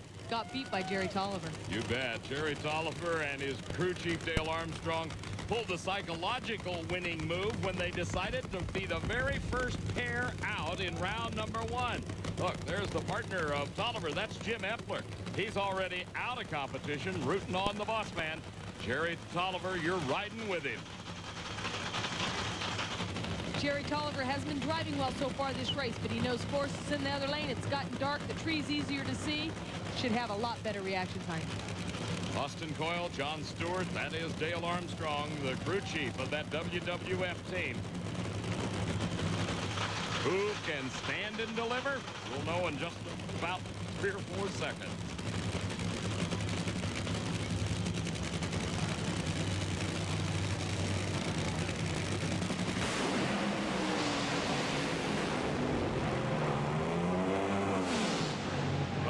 A payback. 496. Jerry Tolliver puts away John Force and extends his Winston points lead. Force was trying to close on him, but Jerry Tolliver moved away by 20 as Force went up in smoke. Last weekend, Force was not worried. He's got to be worried now. Let me tell you about this run right here. Force was 100th of a second quicker than Jerry Tolliver, but both had great times. Force pedaled it. He pedaled it again. He pedaled it again. The car never regained traction. Had to shut it off. Jerry Tolliver got the win. Oh, he did, and he drove away with that 496 at 304, but still not good enough to earn him the choice of lanes. Dean Scusa may be on a roll, huh? On a roll. You know, I don't think Lance was expecting that 488, but I was expecting more out of Dale Armstrong's car. He's one of the best, but he's in the final, and he still has another chance. Scusa has made 10 final round appearances prior to this one and has only won twice. So we'll find out how it comes out in a moment. Here's Bill. It's all about the money. John Force, I got a feeling you'd like this year to go just the way last year went. Well, that'd really be nice. It's all about destiny, but those long cars are just an extension of their egos, that's all. There's going to be a lot of trash talk this weekend, you can believe that. And we'll explain the format of this unique race in just a little while. But right now, let's go to Dave Reef, who has another one of the big stories breaking here in Bristol. Last year, John Force was the biggest dog on the block here in Bristol, Tennessee, when he won the first annual Winston No Bull Showdown. He was the #1 qualifier last year, you'll remember, and was pretty much the car to beat all throughout eliminations. But this year, things are a little bit different. Austin Coyle, the crew chief for John Force, a 5-flat, your best run in qualifying. Now, how important is qualifying to a guy who's already in the show anyway? Well, it's still important because it affects the round pairings, and you always want to run as best you can. It's your only opportunity to practice. Unfortunately, the biggest paying race of the year right here, that the track preparation was such that it's probably the worst conditions we've raced in this year, and it got better after a few runs and some more spraying on the racetrack. So really, we haven't had much of an opportunity. This is how it stands. So it's more the racetrack than the race car, you think, for the reason you're a little bit off your usual pace. Well, let's say that, you know, a race that's only got 3 runs of qualifying, you'd hope all 3 could count. And, you know, the way the track was, well, certainly we've only had 1 or 2 shots at it. We're here with a new car. You know, with these new bodies look great. They've got plenty of downforce, but, you know, we're having some problems getting it all sorted out, just so much as that it's a super light body we have this week, and it cracks here and there, and we're fixing it, but we'll be fine. They will have David Grubnick in round #1. Let's go to David Reef. The story of a drag racer I couldn't live. How's the lane choice situation and the comparison going? Well, the near lane has 0 wins. The far lane has 5, and guess who is in the near lane? The guy that won the 200 grand last year, John Force. There's Austin Coyle up underneath the body, making the final adjustments. Here's the class comparison. 1 win for a top fueler on the disqualifications of funny car, Shelley. Yeah, there is, and right now, John Force can't be that worried. I mean, he's got Austin Coyle, Bernie Federle, he's a 9-time Winston champ, but you know what? Grubnick has lane choice, so he is the underdog. Psychologically, it's got to weigh very heavy on Grubnick's behalf. Definitely. Anytime you line up against John Force, you know you got to do your job.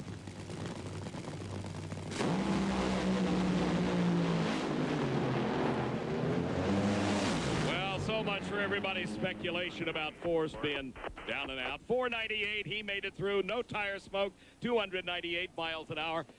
482, the losing time for Grubnick. Bill? With Austin Coyle, a crew chief for John Force, to my eyes, that looked just about trouble-free, sir. Well, that was what we were trying to do out here. This track is really slick on the other end, and I guess we pulled her back just enough. We're kind of lucky. That's a good thing. They got their eyes on that 200 grand again. Yes, they do. The eye on the prize would be the story of this tale. Man, look at these 2 cars. Great side-by-side race. Both had great reaction times, but Force, something happened to the car in the far lane. Force got the win. He ran quicker than he had all in qualifying. Nice run. Remember, there will be 2 cars from each category, top fuel and funny car, reinstated. So that 482 by David Grubnick may give him a little bit of a chance to be in round 2 if he is one of the cars that is reinstated. There are several means of determining who's going to make that. We'll tell you about it as we get down to the close of this first round. Let's go to David. More fuel checking down here at the far end as John Force becomes the first far lane winner, increasing your qualifying by 100. Yeah, it's pretty exciting. I get the feeling right here from the No Bull shootout here last year, showdown, whatever they call it. Good deal here. We're really testing this new Mustang car. Got an action collectible coming too, but bottom line, she ain't been working. She finally started dancing. Great racer over there, just glad to get a win. An action collectible, really? Yeah. Well, John Force is back in the happy camp again. Here comes... And 2 wins for the dragster. Funny car so far in round 2. Oh, and this is another classic battle. This is Corey McLennan, the MBNA top fuel dragster out of the Joe Gibbs camp of race cars. His opponent, the guy that won it all here a year ago, John Force, and his Castrol Mustang. This is a Ford body, and it is back again. They call it the supercar. After exhaustive amounts of testing, the 2000 Ford Mustang will now become the permanent body on top of John Force's car. If you don't believe me, believe this: 488 in a final shakedown in Norwalk, Ohio. You might recall that this is the car John Force brought out in Columbus, the highly anticipated debut.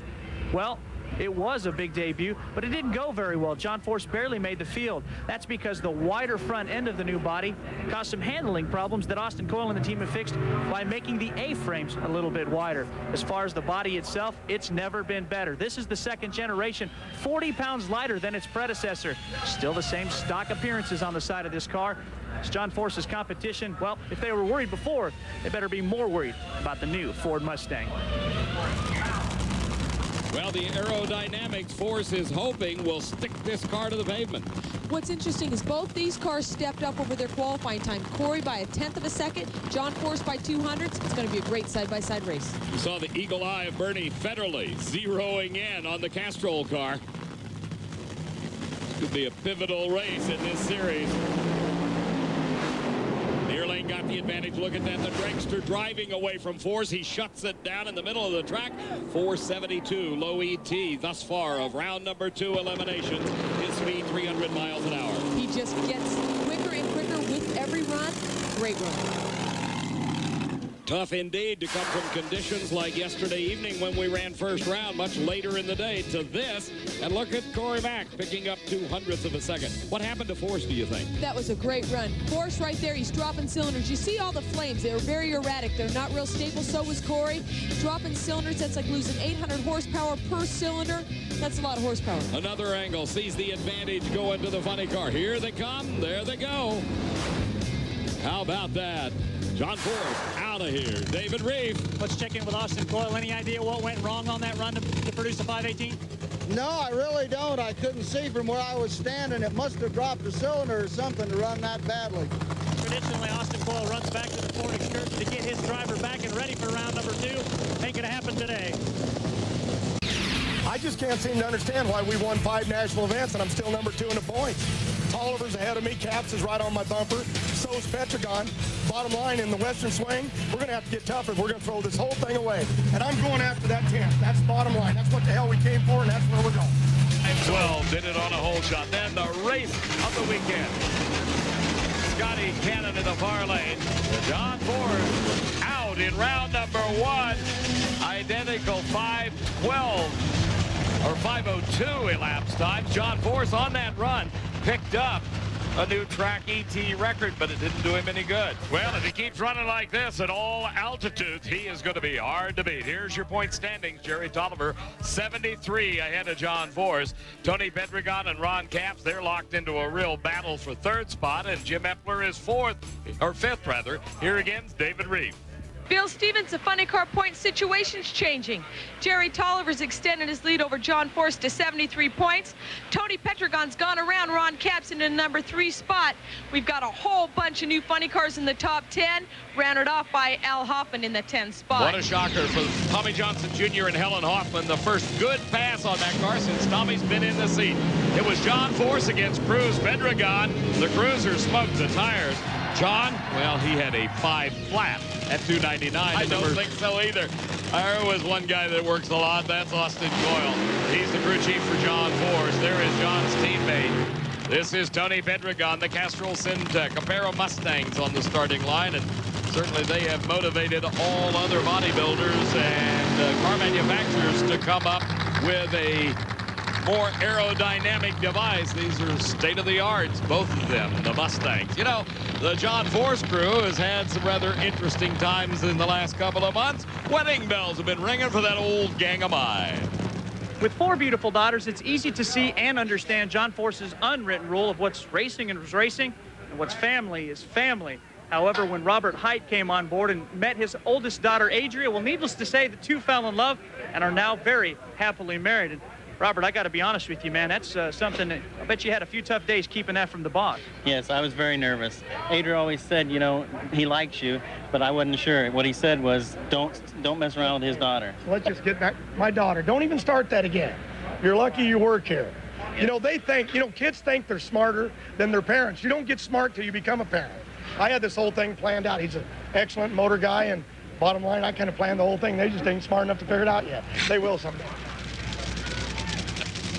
I guess that's an endorsement that is hard to beat, huh? And John Force is following the directions of that man, Austin Coyle. John Medlin, the crew chief on the Castrol Syntec machine, pointing out the proper spot for Tony Pedregon.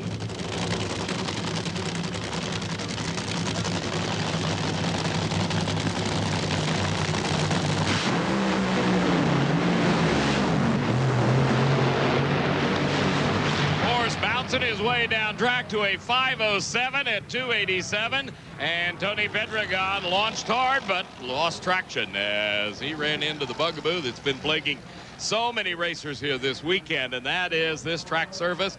It seems to change moment to moment. Let's go down to the far end and check in with Bill. Getting ready for a very big semifinal round, John Force against Jerry Tolliver. You can't leave here with the points lead, but you can take a bite out of his. Yeah, we're going to attempt there. We need to get born again right here in Seattle, fix our old hot rod. It's starting to show. The dance floor is open. He better get his dancing shoes on.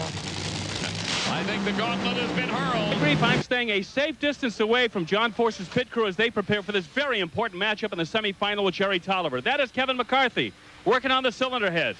The gentleman to his left in the white hat is Robert Hyde. He's waiting to get in there and do some adjustments on the clutch inside the bell housing. And down there, oh, what a job that is.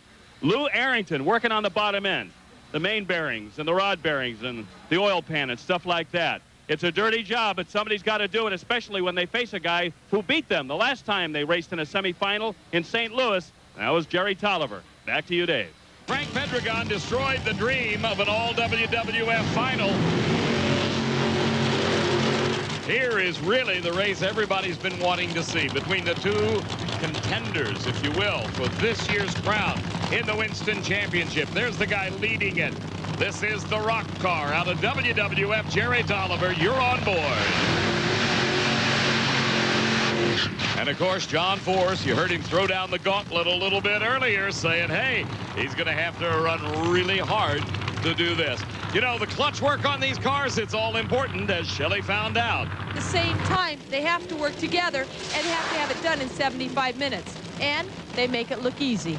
Supercharger, ignition, clutch, all jobs are important on these teams. There you see in the left-hand corner what happened the previous round.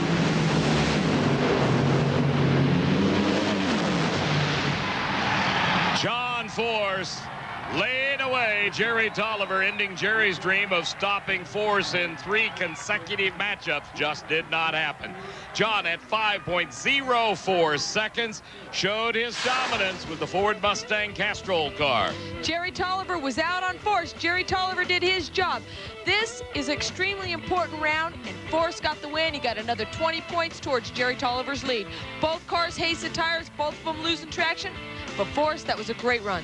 Of course, probably nobody is better in a funny car at being able to feather that throttle and keep traction than is John Force. I would hate to guess how many individual runs he has made down a racetrack in his career. With 9 Winston championships and 86 national event wins, he's cut quite a remarkable record. You rode with Jerry Tolliver and saw right out of that windshield the nose of that Castrol car. Down at the far end, here's Bill. John Force out of his helmet. Oh! Just tripped on his parachute, but we'll let him gather himself for a second here. Well, the excitement hasn't ended yet, has it? Still trying to dance on my own parachute there. Yeah, well, we beat him, so go on from here, see if we can win the race. Try to run that action stock market back up where it belongs, but my dancing shoes are okay, so we ain't dead. I'm pretty excited. I just don't show it anymore, just different attitude. He's a good man. But somebody else got smacked this week. He is ready. Oh, he is that, and now he is into the final round. His opponent will be Frank Pedregon as Hey, we're talking about crew members this weekend, and basically we've been focusing on the guys that work on the mechanics of a car. But this man right here, Tim Gibson, He's the team aerodynamicist for John Force, maybe one of the most vital crew members here in Seattle. He helped to design this new year 2000 Mustang body. One of the things they found after they debuted this body earlier this year is that when the car was at speed, the windshield would deflect inward, and that would cost them clean air over the top of the car and downforce. That bar inside there is something the team came up with to help that windshield from staying where it's supposed to be. Give Tim 4 stars for that idea. Obviously, it's worked here in Seattle, one of the racetracks that they need that extra downforce. Back to you, Dave. The years, he and his crew chief Austin Coyle certainly have a handle on this racetrack. John Force has to be considered the favorite, but we have seen underdogs win more than once this day.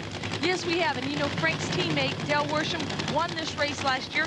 Frank was only qualified in the 9th spot, but he's only behind John Force right now by about 0.08 of a second. But in the second round, they ran identical 5:07. Well, it is a different time than it was in round number 2.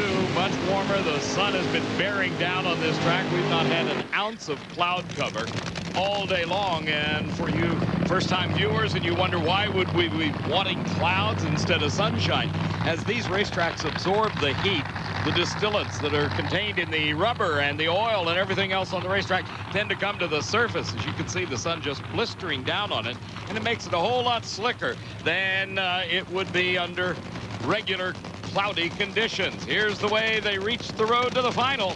In the semifinals, Jim Epler was the victim for Frank Pedregon and Tommy Johnson Jr., Dean Scusa in the first round.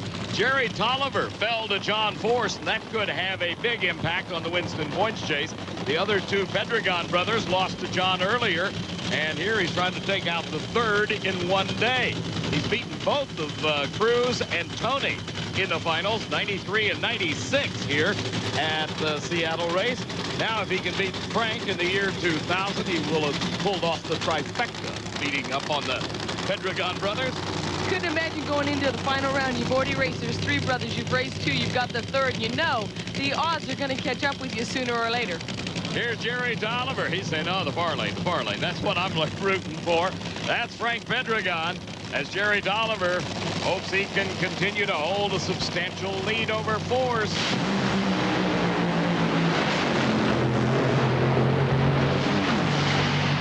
Not to be, as Austin and Lisa Coyle celebrate. Jerry Tolliver, yeah. Well, that's the way life goes sometimes. As John Force goes 497. We talk about the heat, we talk about the slick racetrack, and what's he do? He just comes out and blows all of that away. David. Well, big congratulations from Dave Fletcher. We've been talking about Cruz all day, Austin, and you guys have a tremendous one that took John to his 87 today. Well, it sure is a good day. We've been in kind of a slump here lately working out our new bodies, but it's all paying off for us right now. And hell, it's kind of fun to be in the final racing against old Dave Fletcher, and then he used to work for me about 15 years ago. Interesting. Watching a living legend in progress. John Force's 87th win, just 52 better than the second all-time in funny car. Another legend. He simply goes by the Snake. How about that? John Force, somewhat subdued in his semifinal round victory over Tolliver. That was an awesome job of driving. Right there, Force made it look easy. He went in the final with the heat on the track all day long. The quickest elapsed time of eliminations with that 497. You saw Frank go up in smoke. He pedaled, he got back on it. He had some cylinders out, and he just shut it off, and Force got the win. 299 miles an hour as he crossed that stripe, 1,320 feet away from the starting line. There you saw the tire smoke by Frank Pedregon and John Force. Everybody was saying, oh, this is a year he's going to get beat. Don't bank on it. Watched it too many times, seeing him come from behind in the middle of the year. Let's go to Bill. John Force once again with a big welcoming committee, a smile on his face. We're just checking to make sure there aren't any more Pedregons you have to race today. I think you got them all. Born again or born right here in Seattle. What the hell they want to call it, I don't care. But long ways coming for Castrol and Mustang in action. Mac Tool, all the people. Hell, this is really neat. Coyle and Bernie, they did a great job. But the dance floor was open. We danced to the end, and it's just a great old feeling. That is a happy driver. His 5th win here in Seattle. He's getting a little more energy level back, I think, don't you? Amazing what that little gold statuette will do for you. Well, Jerry Tolliver now has seen his lead dwindle to 32 points over John Force. Tony Pedregon, Ron Capps, Jim Epler, they round out the top 5. Down in the 10th spot, Miguel Hoffman, he and Jim Dunn hanging in that top 10 in the Winston Funny Car Points chase for this year 2000. Car points coming into this race. Jerry Tolliver with that slim 32-point lead, as David told you, but he fell on hard times indeed. His final qualifying effort fell just a bit short. Vance with that big wheel stand. Then it was John Force against Tommy Johnson Jr. Well, what can you say about Force? Makes it look easy. A great run of $4.99 in there in the second round. Only 2 4s run in the first round of racing. Both of them came from the Castrol team. No hand slapping going on over here, Bill Stevens. Just a lot of handshakes as John Force, by virtue of that round 1 win, although not technical, will take over the points lead thanks to the 20 he'll get next round. And for you, the 10th championship is now in sight. Is it clear? Well, it's never clear. Them guys can bounce back. Right now, Austin Coyle says we should focus harder, not do what we did in Chicago when we thought we won the championships because we had all those wins. So we just try to win rounds a day here. Both cars, Tony's car's running good, and we'll just see it happens. They'll go after their 7th win this year, and let's not forget, they like to brawl over there. They will not go away, I guarantee that. No doubt, David Reef, as Austin Coyle and John Force trying to figure it out. Here are the points as it stands at the moment, and Force has vaulted back into the lead. But remember, there are 9 races remaining in the Winston Points chase for the year 2000 after we complete this, the Fram Autolite Nationals here at beautiful Sears Point. Well, at least Cap's made it back in time for the race, and I know David's here because we've already talked to him. He's down on the starting line and watching as everyone else is this, what could be a very close race. The reaction timers show you who leaves first with the green line. Numbers tell you by how much. Caps had a hole shot but could not run the number necessary. John Force, low ET thus far of this round, 5.03. His speed was 303 miles an hour. There's how close Caps was, a 5.15. Quite a margin, 0.12 of a second. David? That was a big matchup, Bernie. You guys were able to nail him down. Yeah, we're real happy to get that win. We obviously had our hands full. Fortunately, the track softened up a little. We didn't think they could press much harder than they had the first round, but yeah, we were happy. 5:03. Are we going to see any Force today, or is it getting too warm now? Oh, I think it's a little warm right now. I don't think anyone would be nervy enough to press that hard. Never know, though. Oh, when you see all that smoke, you may be finding somebody pressing away. Caps really did his job at the starting line. It's just fell short by a little over 100th of a second in the performance department. It's amazing. The car in the near lane, John Force, they make it look so easy. Bernie Federle, Austin Coyle, his crew chief's car always gets down the track, and look at right there, it just shows the speed. 303 miles an hour, he's just pulling away from Ron Capps. You saw the halfway there figures. By the time they reached the 1/8 of a mile, John Force had already made up and had about a 600th of a second advantage over Ron Capps. Had made up the whole shot or starting line advantage that Capps had gained. Hey, Bill Stevens is at the far end. There's Big John. Yep, the champ just irrigating himself here after that 5:03 victory, and I can remember the last Western swing that you left without the points lead, and this won't be one of them. Seattle's been tough on us. Seattle and Sonoma, Western swing always seems to beat us up, but his hot rod's good, and kind of got some special reasons. My mama's sick in the hospital right now, and she's a big wrestler fan. Jerry Tolliver said he's going to go see her on Monday. I know I keep hyping Tolliver, but I like the guy, and this will make her excited, getting the points lead, leaving here, and just want her to get well. She's there with some friends, and tell her that I love her, and we'll just see it happen from here. We all love you, Mrs. Force, because you're responsible for that guy. Bill, if you caught yesterday's qualifying show, you heard John Force talk about the disappointment of the former Winston points leader, Jerry Tolliver, not qualifying for this event. And while I called him a liar, I do believe he was very sincere. He told me he did not like the idea of winning a championship without having to go through the best, and that does include Jerry Tolliver. Regardless of that, though, this team is performing like champions today. 499 in round 1, 503 in round 2. That's why they're heading to their 8th semifinal of the year and quite possibly a 10th Winston title. More to come here as we head back to the Sears Point. Here comes John Force. He had to sit and watch as his Castrol Syntec Mustang, driven by Tony Pedregons, went into the wall. after losing the tire. His opponent, Scotty Cannon, and all I can think about is that first round race at Denver just about a month ago. Scotty beat Force. First round, went on to runner-up at Denver, got beat by Whit Bazemore. Right now, he knows he can take out Force, but he also knows he can't count him lightly. Force had low ET in the second round with a 5:03. He has lane choice, but Scotty's been very consistent. He has that. Look at your screen and take a look at the whole shot comparisons as to the advantages gained by better reaction times, as John Force and Scotty Cannon in that race at Denver had identical elapsed times. Scotty was just a little bit quicker off the starting line. Up in the upper left corner, take a look at what went on in round number 2 racing in funny car competition. This is a rivalry that dates back to Cannon's arrival in NHRA Winston funny car competition. He kind of threw down the gauntlet, hurled a Challenger 2 at Force about how Scotty was going to dominate. I think he found that maybe it was a little tougher than he expected, but he is maturing rapidly into not only a good driver, but the team's coming around as far as the car's performance. He only ran 288 miles an hour last run. Force, 303. But you know, anything can happen. We've seen it. We've seen it with Larry Dixon in first and second round. Lane choice again, moving John Force over here onto the near side of the racetrack.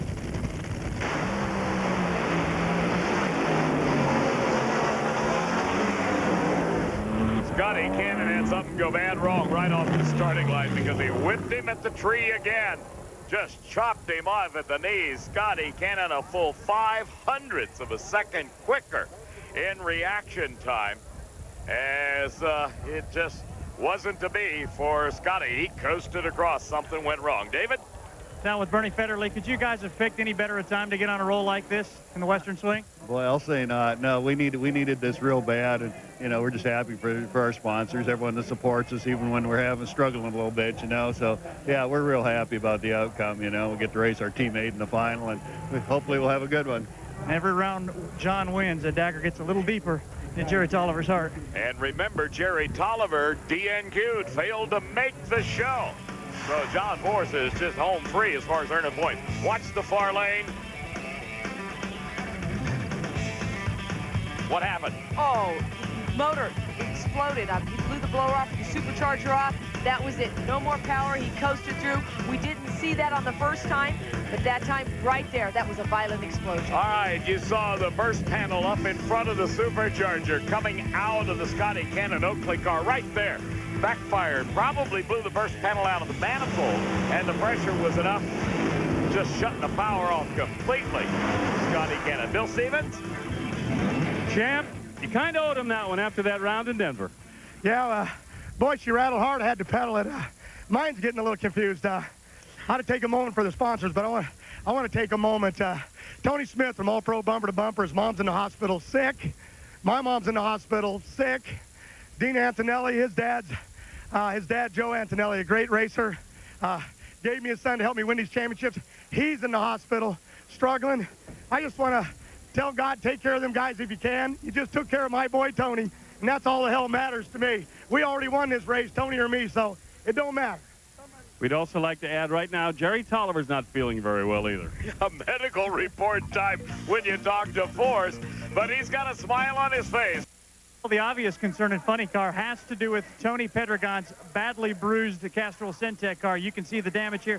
As the crew is back to work here pit side, I get a chance to finally talk with John Medlin, who's been a busy guy. What happened to the car in that crash?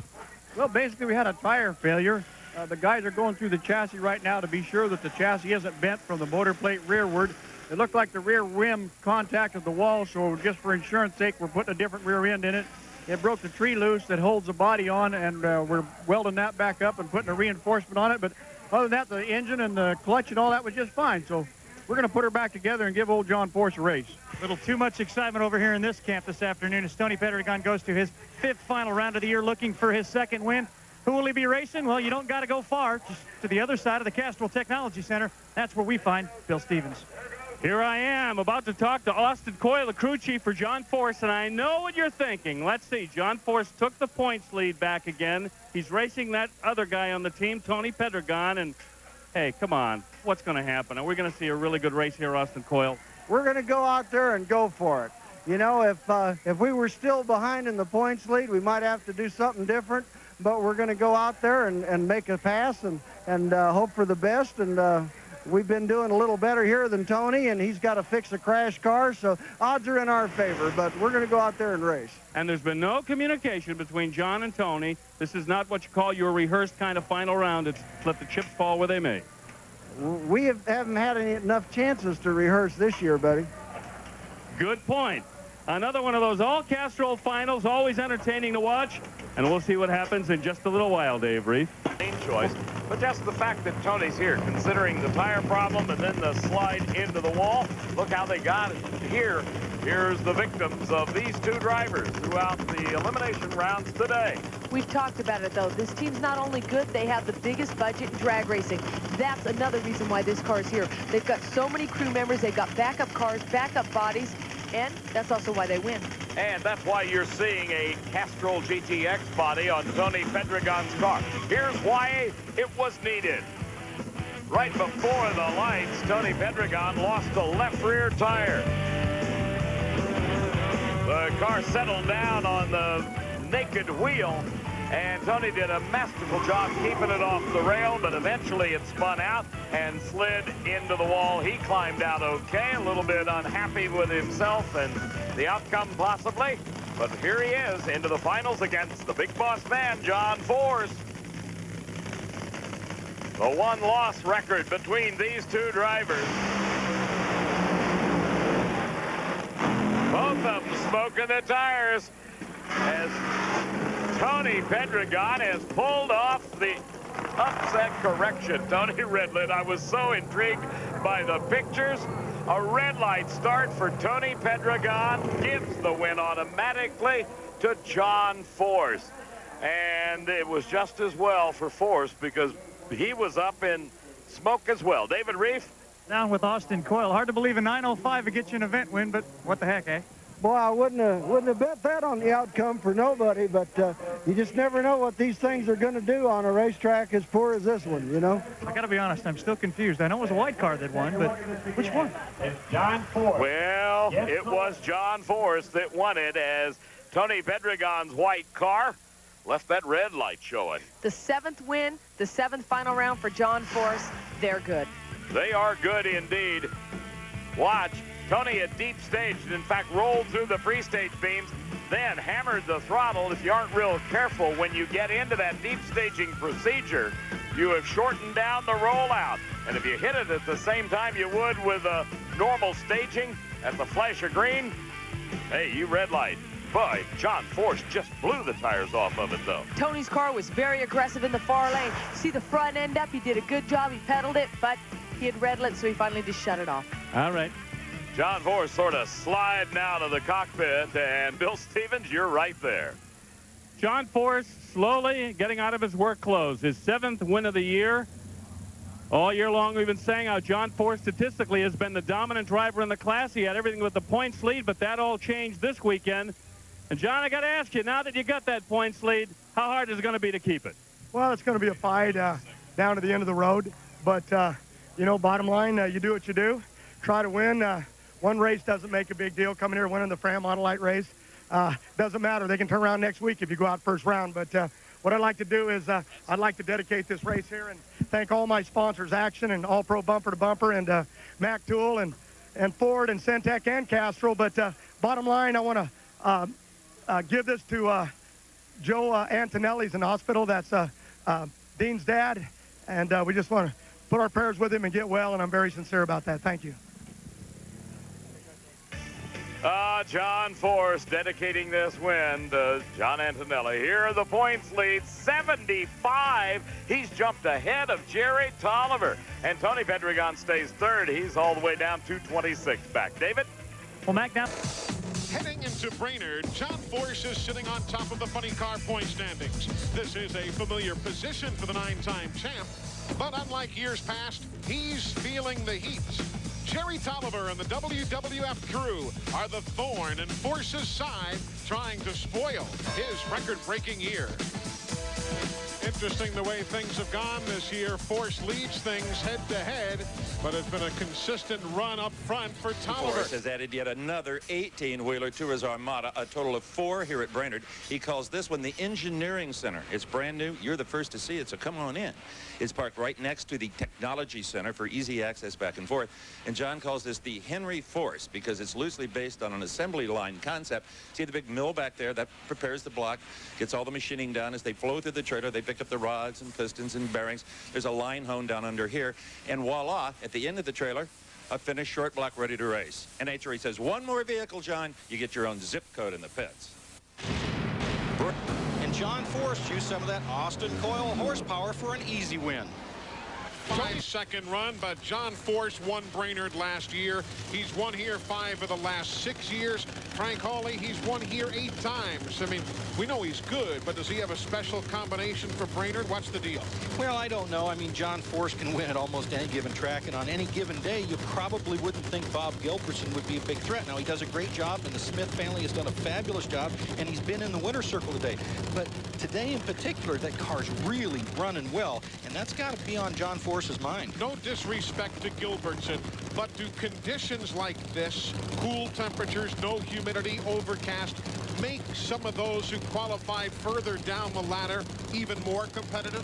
Well, I think that, and this is a very real generalization, but the worse the track, the bigger separation you see between some of the top teams and some of the newer teams. So I think that the good track conditions is certainly helping the close racing today. Gilbertson and John Force. Gilbertson beat him in Houston earlier this year to advance.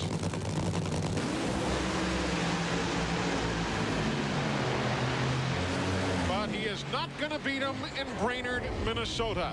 For John Force, a 495 to Gilbertson's 507. 495, 299 miles an hour for John Force. The run that Gilbertson had in the first round of competition, he could have used it right there because that would have beat Force. But this is the second round of competition, and he had a great race going to 300-400 feet down the track. And then Austin Coyle had Force's car flying, and he just started to drive away from him from half track on. So the picture tells the story. Bob Gilbertson gave it an effort, but not enough to knock off the man. Let's go to the far end now. Steve Evans and John Force. I'm telling you, John, a 496 sounds good, but guess what? You lost lane choice to Opie, Del Worship. Well, maybe I should have gone shallow to try to got that lane choice, but my lights ain't been exactly right, so I kind of went in a little deep, might have cheated to ET a little bit, but hey, I'll tell you what, this old racetrack, old Colonel said he's going to repave it next year. She's only going to get better, and Caps kind of showed the way. We'll see what can happen. John Force, the one and only. And lane choice today doesn't seem, as you touched on earlier, Frank, to be quite as significant as it is on some race days. To the finals. Of course, if he faces John Force, it'll be Force's 135th visit to the finals. If he faces Del Worsham, well, Del's not even on that list, but some great names are. Don Prudhomme. Shows you how dominant John Force has been, if that's news to anyone. Yeah. But he's going to have to be dominant right now because he has his toughest battle of the day so far with Worsham. Worsham's car is flying. Austin Coyle knows it. Bernie Federley knows it. John Force knows it. What I'm interested to see is if Austin Coyle is going to make a change on the car and try and improve the performance to get it into the low 490s to see if he can stop Worsham, or if he thinks that I don't think Worsham can continue to do this 490 thing, and we're going to be happy with a middle 490 or even possibly a high 490. Well, Force had qualified at 491 as the number 3 qualifier to Worsham's number 2 qualifying. But, Steve, what Frank says is an interesting point. Since then, for Force, it's been 495, 495. Worsham's been consistently 493s. And he's also got a new T-shirt, Top 10 Reasons to be a Del Worsham fan. Number 10, he fixed my skateboard. Number 6, autograph lines too long at John Force's trailer. Number 4 is can't grow a mohawk. And number 1, I never liked pro wrestling much anyway. Del Worsham looking for his first win of this year. His Seattle win a year ago, his first in 8 seasons. Meanwhile, John Force, of course, has won this year in Phoenix and Richmond and Atlanta, Dallas, Chicago, Seattle, Sonoma, California. The list goes on and on and on and on and on. This is a great shot of these funny cars. You can see how low and narrow they are, and the aerodynamics on these cars is just amazing, which is why they can run the speeds almost as fast as the top fuel dragsters. The winner draws Jim Epler in the finals here in Minnesota.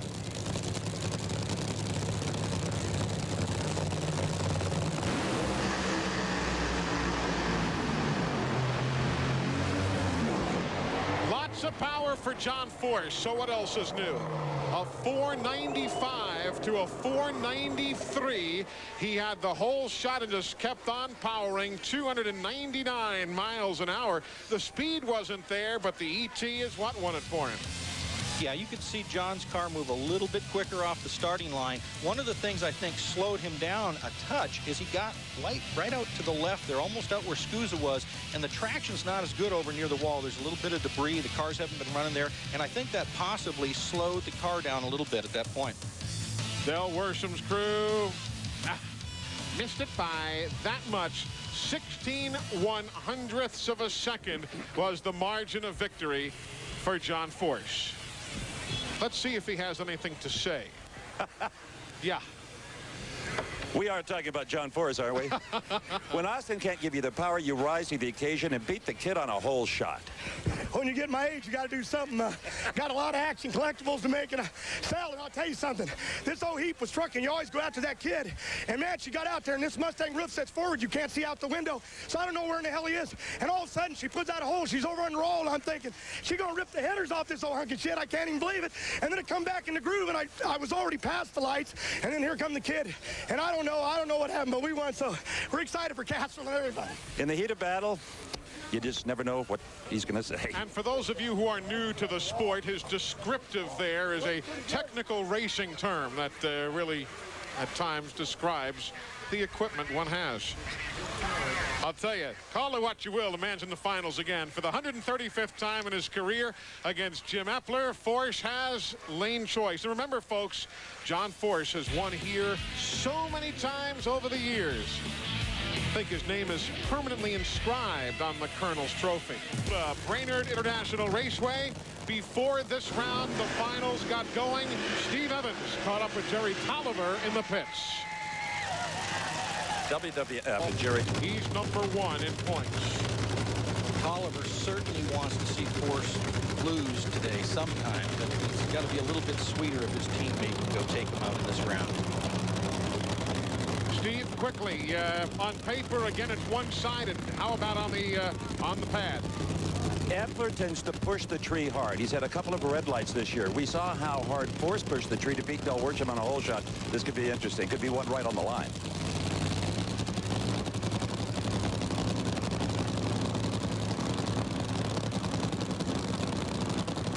They're taking their time staging. You see the pre-stage lights. Now they're both in. Epler deep stage, then loses as he hazes the tires. John Force taking on home for the 9th time here in Brainerd. 493 at 309 miles an hour, and that 75-point lead for Force over Tolliver is going to grow. That is precisely why these guys have won so many races. John doesn't play around on the starting line. Jim pulled in a little bit deep, and then John still left on him, had a better reaction time in spite of the fact that the stage positions were deep. Austin Coyle set the car up to run a 93 in the final, 309 miles per hour. They did just a fabulous job. True champions. How does Jerry Tolliver see? Well, what he sees, he doesn't like. His man just got slammed into the turnbuckle, and the weekend is done. On board, Epler. Yeah, he's not doing a whole lot of driving right now. Just kind of slowing that machine down and thinking about next week. It was over early. Let's see if John has anything to say. Colonel, How are you doing? I don't think he can top the semifinals as the Colonel comes in and shakes his head.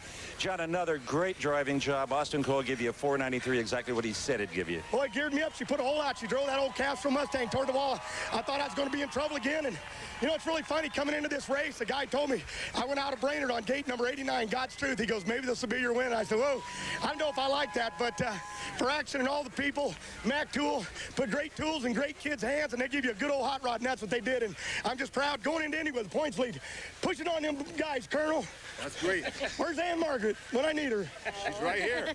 I don't know if you saw the bee fly into the frame, but the bee took one look at John and went back to the hive. He's a dandy, folks. Sometimes we need to translate that whole force interview for everybody. Those of you who don't speak force, he's happy. There you see 160 now from the 75 that he was up. Now 160 the difference. Each person is assigned a specific task. They do the same job every week, and they're very, very good at it. Now there's the guy who owns that car. That, of course, is John Force. Needs no introduction to anyone in this business. And there is Del Worsham. Now, if you weren't with us yesterday, you may not know the reason he has that black body on the car. The primary body was damaged when a tire problem took out some of the body work a couple of days ago. And Jerry Tolliver loaned him a Firebird body, the black body, and they spent much of yesterday getting it ready, slapping on the Checker, Shucks, and Cragen decals. And that's why it's a new look for Del Worsham. It's important. All these cars look exactly the same if you've got, say, a Pontiac body. But the chassis builders sometimes have the engine sitting in a different spot, or the roll cage might be a different height. So it was important for Worsham to try and find somebody that had a body that would fit exactly on his chassis. And that's why you can't just borrow one from anybody. Austin Coyle making last-second adjustments as they pop the body on John Force's machine. He is the leader of points by 160 after trailing early this season to Tolliver. John has won at Phoenix, Richmond, Atlanta, Dallas, Chicago, Seattle, Sears Point. Won a couple of weeks ago at Brainerd. Del Worsham winless this year. Won at Seattle last year. His first win in 8 seasons. The pre-stage lights are on. Those are those amber lights at the very top of the tree. Now they both stage. John Force is going to win as Worsham breaks at about half track. A 5:00, an exact 5-second run at 304 miles an hour. And you know, over the years, this hasn't always been great for John Force. He has more first-round losses than he does U.S. Nationals wins. Well, he didn't add to it this time, and I'm sure they're going to be glad about that. About 330 feet down the track, where we also have an ET timer, it was almost a dead heat at that point. In fact, Worsham was ahead as a result of his reaction time, but then they had a problem, and that was good for Force. That's going to set up an interesting Tony Pedregon, Cruz Pedregon matchup later on. A few minutes ago, Steve Evans caught up with John Force to talk about his run. John Force marches on. He won yesterday's Budweiser shootout. And, John, you know what? You could walk out of here with about $250,000 today. I like that money, but Castro and Ford, they take care of me okay. Bottom line, I want to walk out here with some points against the WWF. Tony did his job in that Syntec car. He took him out. That's what he's paid to do. Whole shot by the kid. So, bottom line, I'm excited about that. Then all I had to do was stay up with him, and we picked up some rounds on him. Why are they so out of breath? Because they never breathe, I don't think, from the start of the burnout. Because John doesn't breathe from the start of the sentence either, so. And this is just 24 hours after they met yesterday for the Budweiser shootout money. Yeah, we talked about that yesterday during the show. It's really tough on these crews because the drivers get emotionally set for race day. But here at this place, they've got 2 race days. Now, you won, Frank, in your competitive days, the Sunday shootout, if you will, the Big Bud, I guess it was called when you ran it, and weren't able to come back in the U.S. Nationals and grab the win. What changed for you from Sunday to Monday? Oh, it was a big change in track conditions. I remember that day, and it bit us in the first round. The best I ever did at Indy was a runner-up in Top Fuel Dragster. Never won it. But you're still a champion in our book, Frank. Well, thank you, Eli. Twice over, as a matter of fact. Epler has the reaction time. Epler's going to power it away. Jim Epler takes takes it to the big man with a 498 at 295 miles an hour. Big-time muscle right there when it really counts today. Boy, I'll tell you, Epler was on his game, because not often do you see John Force and Austin Coyle get beat on both ends of the racetrack, but 0.05 of a second advantage to Epler on the start. And then Force looked like he had some problems down the end, because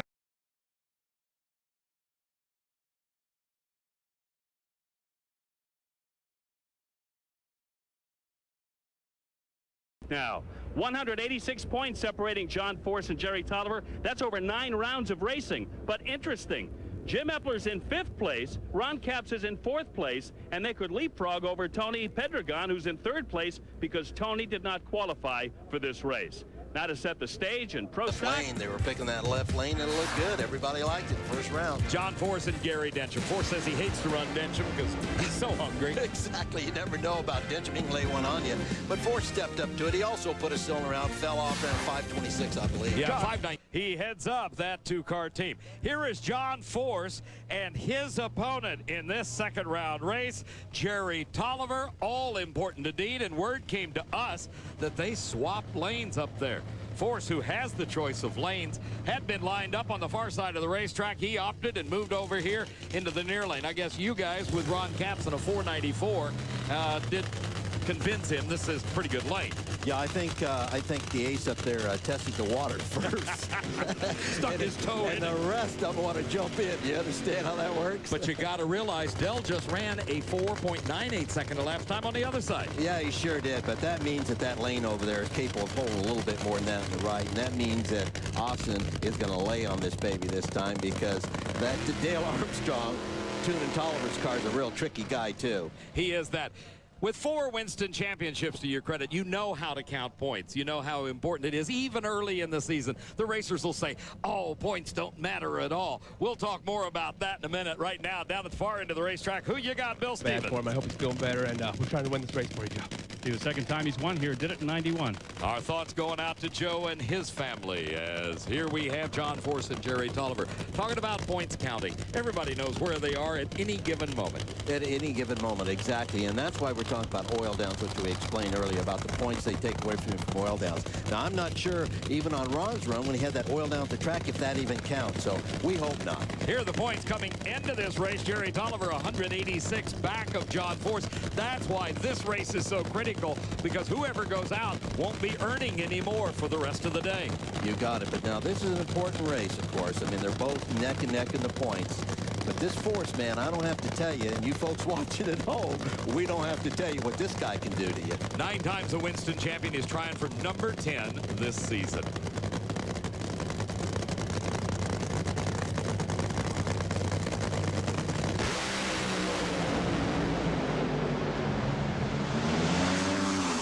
Well, he just smacked down Jerry Tolliver something fierce, did John Force. Matching Ron Capps' time, John Force comes up with a 4.94 second at 310 miles an hour. You see the RT time up on your screen. That's the reaction time. A very slight advantage went to John. Down at the starting line, David. And this is Bernie Federley, who I imagine saw something in that Ron Capps run that made you guys switch lanes? Yeah, we changed lanes. We saw a situation there where Capps was out there with the front end hiked up around 330, and we thought, hey, good enough for him, it's good enough for us. And you know, obviously that was a real important round of racing for us, and sure happy to get the win. That's 3 pair of funny cars, all 3 winners in the 490s. The 490 zone here in the heat of the day. Track is Bill Stevens. John Force just got out of the Castrol Mustang. Austin thought, there he is right there. The crew chief thought you guys may go quicker that run, and you picked a good time to do it. Coyle makes some horsepower. Bernie made a call when he switched me over. Like Ron Capps ran that 94. They said it's in the other lane. And, man, I don't like to do that. I was counting on that lane to help me. But for Mac Toole and Castrol and everybody, and my buddy Benny Knapp just wants you to get well here. Help us win this race today, Benny. We'll chat with you tonight. Love you. Yeah, we love this guy.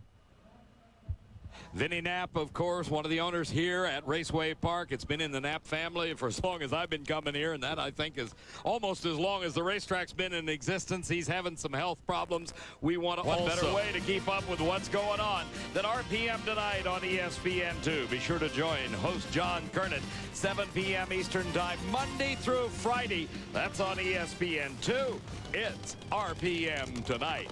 Well, Don Prudhomme definitely interested in the outcome of Ron Capp's little incident. He's left the booth to go back to the pits to check on his team, as here is the last pair in our semifinal round, John Force and Del Worsham. The winner goes to the finals to race against Cruz Pedregon.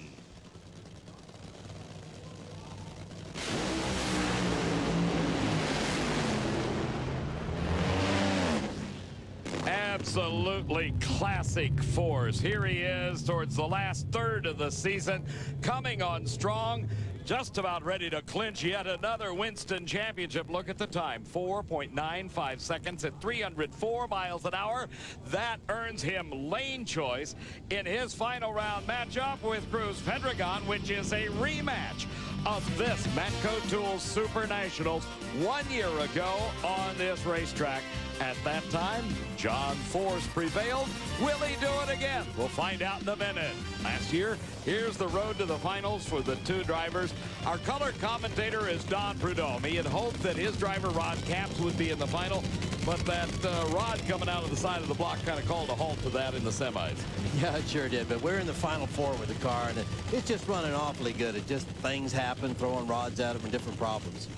All right, your lane choice comparison, 8 wins in the far lane, 6 in the near lane. That's where we stand at the moment. Yeah, but I got to tell you, David, things have changed. You know, you see it's cooler now, the track's tighter, air conditions are different, so both cars, this should be the best run of the evening, I would say, the best run of the day, because the conditions are so perfect for it.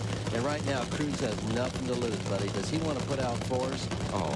So you know they're going to load it up and go for it. The guy in the Teller Quick car over there on the far side of the racetrack, he is the only racer to win a Winston Championship in the decade of the 90s. He did it back in 92 and ruined a perfect 10-year string for John Force. Of course, John's going for a 10 Winston titles if he wins this year.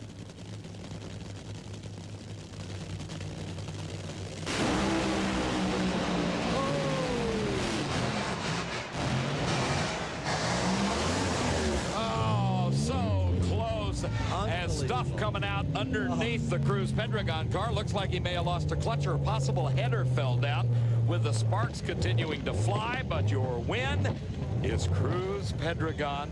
Anything can happen in drag racing, Snake. We've said it all day long. That's this right. Is it. Tell left us. The start line. Force left good, but struck the tires. He's out of the throttle right now. And look at Cruz. Shut off. It's done. Something broke. Who knows? Maybe it threw a rod out of it or something. And Force is chasing him down. Oh, he's trying so hard to catch him. Look at the front end come up when he gets back in the throttle. See how it hikes the front end up like that? Man, that's a lot of power. And now he's on it. He knows that something's happening to Pedregon over there, but he's going to try to catch him at too late. Too late. He was closing fast at the finish line. Oh, John on the Mr. Doe's wild ride, if you will, but could not catch up the sparking Cruz Pedregon. We've got more action coming your way when we return to Raceway Park. Stay with us. Bill Stevens in funny car points, everything remains relatively the same. John Force has extended his lead on Jerry Tolliver, but the bottom 5, well, 6 through 9, only 13 points separate them, and you've got 2 guys on the outside trying to make it in. That's Al Hoffman and Frank Pedregons. Qualified number 2 for this race, and the team's been good and consistent. We promised you surprises. We got one for you. Round 1, Tommy Johnson Jr. takes out the champ. Second year in a row here at the Grove. John Force out of here in round 1, and you knew that Tommy Johnson and the Hoffman gang was going to give you their best shot. Yeah, we had a good hot rod. She was ahead of him, I thought. Then about 800 foot, it started smoking tires. Couldn't stop it. Track just loosened up a little, but his day, we'll see what Tony can do here against Tolliver. Thank you very much, Scott. $4.99, $2.86 for Tony Pedregon, just to make it official, and Scott Wise back to the pits and have one of those angry man dinners. Let's go down to Dave Reed. John Force down watching his teammate Tony Pedregon run. You look more nervous watching him. No, it's fun for me to watch Tony. He drives, you know, our Syntex sponsor.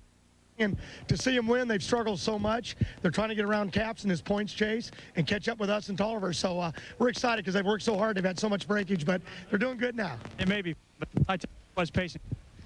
Of course, John Force won every single funny car title in the 90s except one in 1992 when Cruz Pedregon tracked him down in the last half dozen races of the season. Not a lot of people think that Jerry Tolliver can do it this year, but nothing's official yet. Let's go. Bob Gilbertson. As we mentioned, number 1 meets 16. John Force the win over Phil Burkhart. And then Frank Pedregons. It's time to pay him back. So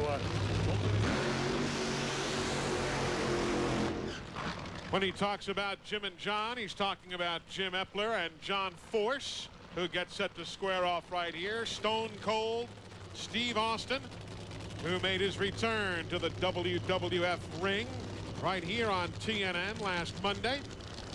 And John Force in the Castrol GTX Ford Mustang. You know, if you look at the dominance that Force and Austin Coyle and Bernie and those guys have had in that team over the last decade, there were a number of years where they were way faster than everybody else. They just outpowered the rest of the field. But if you take a look at the qualifying today and the first round numbers today, that's not the situation we've got. Austin and John have to put together real consistent performances, and John's going to have to drive great on the start line because there's a lot of race cars out here that are every bit as fast as that one. And of course, Epler having won, as we saw at Indianapolis Raceway Park a few weeks ago in the U.S. Nationals. There is Epler, who also won at Las Vegas Motor Speedway earlier this year. John Force against Jim Epler. The winner gets Tolliver in the next round.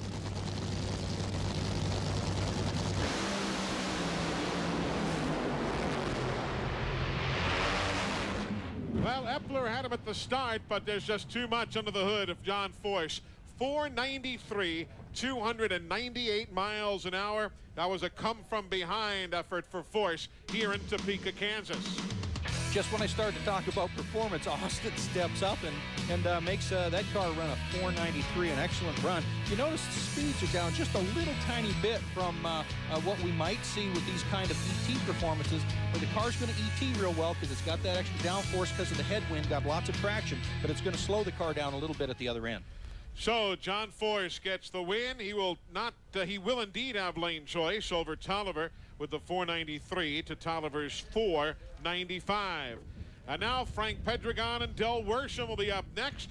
But John Force always will have something to share with us as he gets set to chat with Steve Evans. Guys? Well, John Force qualified number 1 at a 485, but I think the brain trust behind this number 1 Castrol Mustang is pedal it back just a little bit, be a little bit cautious. What'd she run, Steve? Ran in the 90s. He pulled her back, and thank God, because it was spinning the tire big time, and that was just information back from Tony that it was loose, and that's probably what caused Tony to lose the Tolliver. He banged the blower, but we ain't giving him no rounds. Ain't giving the WWF no rounds. And he's got another WWF car in the final 4. And we thank Ron Capps for those kind words on this, the final visit for TNN. Did you get that? He said he used to watch Steve Evans years ago. Sure. A long time ago watching Steve. Ron Capps was probably a little one. I think it's watching Steve Evans. Grandfather took him to his first drag race. That was it. And Steve Evans was there announcing. A veteran broadcaster at the time. Yeah, a veteran. We can say that because he's about a mile from where we're sitting.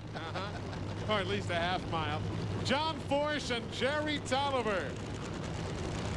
If Tolliver has any prayers of catching up and bypassing Force, which is virtually, well, you never say impossible, but darn near, he could use these 20 points right here.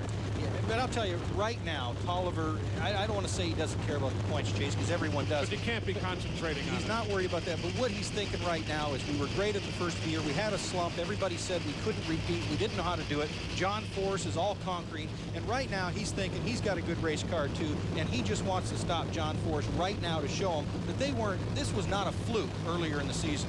Dale Armstrong against Bernie Federle and Austin Coyle. Tolliver and Force, battles everywhere, in the car, in the pits. Not going to do it with that kind of a start. Taking on John Force, a 492 at 293 miles an hour. Outstanding run. Austin Coyle, certainly one of the legendary hero-type crew chiefs. And you can't see it from this side, but on the inside, on that long shot, as soon as Tolliver hit the throttle, he had a dead cylinder. You could see the raw fuel coming out on the left-hand side, and they had all kinds of problems on that run. Fortunately for John Force, about zero problems. 492, 293 miles per hour. This is the view that Force saw. This is what he wanted to see. No Tolliver on the other side, and right down the racetrack. So he's won at Phoenix, Richmond, Atlanta, Dallas, Chicago, Seattle, Sonoma, California, Brainerd, Minnesota, and one more round away from adding Kansas to that list, Steve. And no one has more respect for Ron Capps than John Force does. John, you got lane choice with a 492, but there's something else on all of our minds here this afternoon. Yeah, and he's up there watching me, and don't think I don't believe. Good against bad, buddy. It prevails. We lost our buddy Vinny Knapp. Great promoter, one of the all-time best. He kept all the racers' minds right. Fought with Coyle, fought with me, but he'd give you a drag race in Englishtown, New Jersey. He's the best. So NHRA racing, there ain't no better than Vinny Knapp. We love him to death and miss the hell out of him. We all will. Among other things, he founded the junior dragster class, invented it for his kids. Certainly will be missed by everyone, and John Force, in his own excitable way, said a mouthful. Parts online all the time. Eli Gold, Frank Hawley, Steve Evans, the entire TNN Sports crew saying so long to our coverage of NHRA Winston drag racing. There is Nitro Head. Either that or was a distant cousin of Carmen Miranda, one of the two, from the automotive side of the family. John Force, Ron Capps. For John Force, of course, wins come on a plentiful basis. Ron Capps, been a couple of years since he's found himself in victory lane. Capps can pull this one off, which he's in pretty good shape to do. He's a great driver. He's experienced. He's not going to mess up in the starting line. His car's been flying all day long, every bit as fast as Force's, as far as I'm concerned. The track probably isn't much different than it was around before, but for him, if he can win this one, it's even sweeter to stop somebody like John Force. The last win for Capps was here at Heartland Park in 1998. The last win for John Force a few weeks ago in Brainerd, Minnesota. Austin Coyle opposing Ed the Ace McCulloch. This will be a good one right here. Can Capps get back to victory lane?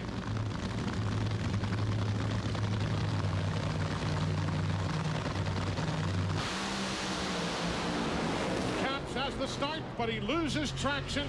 John Force is going on for another win. 493, 291 miles an hour. Capps had the reaction time, but shortly thereafter, the tires just lost traction. Incredible consistency for John Force. You can watch Capps' car right here. The clutch is starting to lock up. They're trying to get the car to go fast. It overpowered the track. The tires spin. That's the white smoke, and John Force, he's out of here. 6 finals this year for Capps without a victory. Runner-up to John Force here at Heartland Park, Topeka, Kansas. And the point lead continues to grow by virtue of that run. Take a look at the numbers. It is 272 now. It had been 226. So Steve, John Force padding that advantage over Jerry Tolliver. Another heartbreaking final round defeat for Ron Capps and Camaro. Victory number 90 for John Force in his Ford Mustang. John, just an incredible day on a track that you've had a lot of success at. Well, I couldn't get that one for Vinny Knapp in Englishtown. They rained us out and they moved it. But bottom line, I come to Kansas City years ago and couldn't get beyond Kansas. And Vinny Knapp got me to the East Coast. So Vinny Knapp, this trophy here, Miss America, Winston, it's for you, Vinny. Won this race for you because I love you with all my heart, and all your family. We know you're taking care of us, and I mean that sincerely from all the racers. Thank you. Vinny Knapp passed away this Friday after a long battle with cancer. Kind of queer around here, but we'll see. You qualified with a 487 and a 488. That's the kind of consistency that could get the job done. Yeah, the tracks come around. They were calling her junk 6 years ago. Everybody was smoking the tires, couldn't run 550, and now they're trying to run national records. So the cool airs made that possible. But today's a whole new game, but still real cool. But it's starting to be kind of staying alive is kind of important. so cold you got to put blankets all over your car. Have a great day and a safe day. Thank you.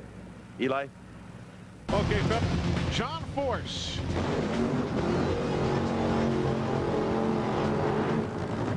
The Castrol GTX machine against Frank Pedregon.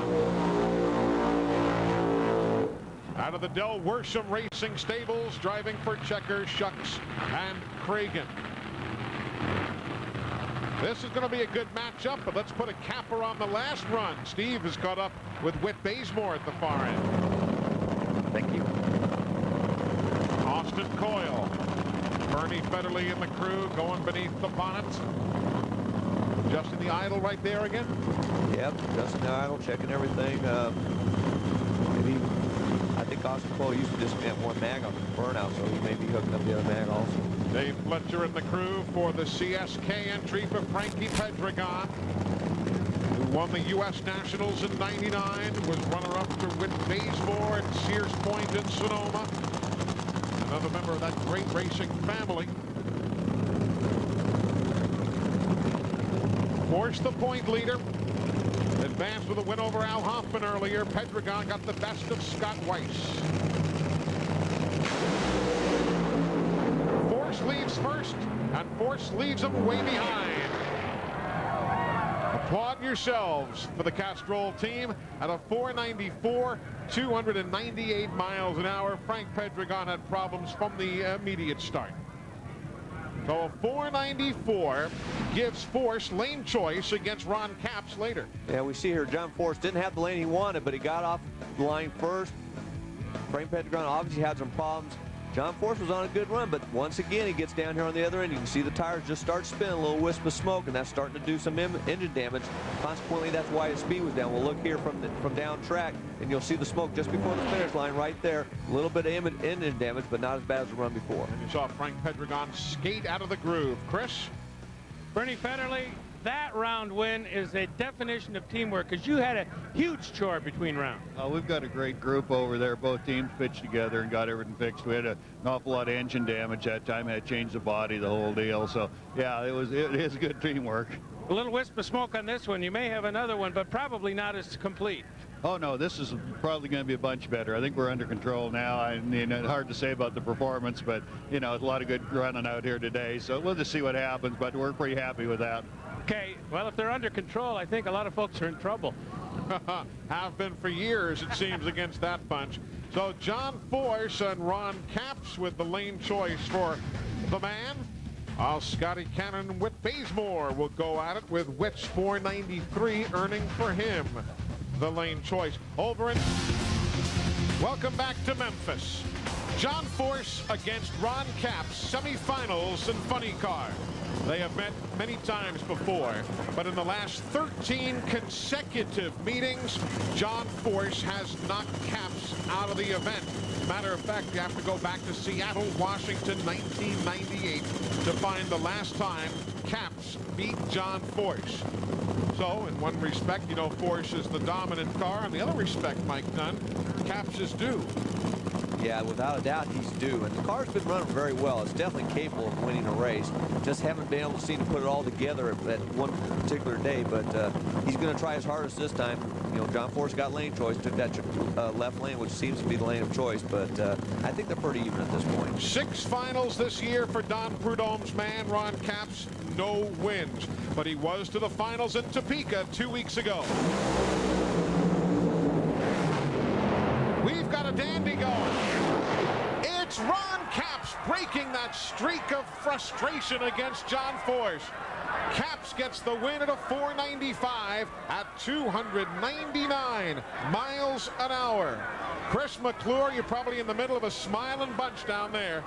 7, it's his quickest run ever, and there were 9 cars who did not qualify for this race. It was a tough race with names like Del Worsham, Scotty Cannon, and Al Hoffman on the outside of this field. Now I'm with John Force, and the question this weekend, and everybody's asking, is, John, are you going to wrap up the Winston Points Championship, or are you going to concentrate on winning this race? Well, basically, Shelley, we want to win every race. We like to put 100 wins on the board. Bottom line, winter's short. Extended race season with NHRA, there's not time to test. So if we can wrap it up, we can go into test mode for next year. possibly going after 11th title. We haven't decided what John Force Racing's actually doing as of now. That's a direction of Castrol and Ford and Mac Tool and the sponsors that pay the bills. Bottom line, though, we want to wrap it up now. Well, Force wants to wrap it up now, and that's the question. Will he do it this weekend or one of the next 2 races? Now let's go to Dave Reed with Pro Stock Bikes. Title here with Ron Capps going out. If John Force can win just a little bit more, he's going to be, for the 10th time, a Winston champion, tying Bob Glidden's all-time record. Trying to stop him on this run is the Texaco Haviland Checker Shucks and Cragen machine, Frank Pedregons. The interesting note is team leader Del Worsham did not qualify. Frank did, and here he is in round number 2. John Force has added a new trailer to his pit area. Most teams only use 1 semi. John Force's 2-car team used to use 3, the 2-team haulers and the Castrol Technology Center. Well, now they use 4. Let me introduce you to the Syntec Engineering Center, which is nothing more than a glorified engine building facility. Beyond these spaces that hold up to 10 extra bullets is a great big milling machine used to mill the blocks. From there, the blocks come down the stairs, are dropped into this pan where they are honed, and in this one where they are cleaned. And then after that, piece by piece by piece, yet another bullet is prepared and ready to go. Now, these crews do have very little downtime, but the time they do have, they can spend in here in the lounge. So after all, you know by now, it does take all of this to make that look that much easier. Impressive indeed. Now they're building them and machining them on the road, Shelley. Some teams can't afford 1 18-wheeler. Force has got 4, but it pays off. He's hoping to clinch his 10th Winston Championship right now, but in the other lane, Frank Pedregons trying to get in the top 10 in points. With the folks from Texaco Haviland coming on board for the last few races of the year. Don't forget, next weekend it is the rained-out Dallas race, and then a week after that we'll be in California with our ESPN2 coverage.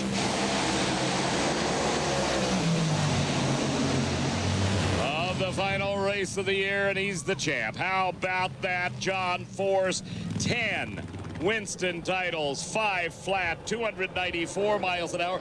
Should he add this win to his credit, it will be a total of 91. There it goes to the champion, $200,000 going to John Force. David Reef. Down with Bernie Federley, the first to congratulate him on that 10th championship. How proud are you guys? Oh, real proud, but I'm glad we didn't count in that run to get us the championship. It was less than spectacular, but we were happy. We'll take it. And you know what that means? It's time for these guys to go into test mode as they get set to go after their 11th. That's unbelievable.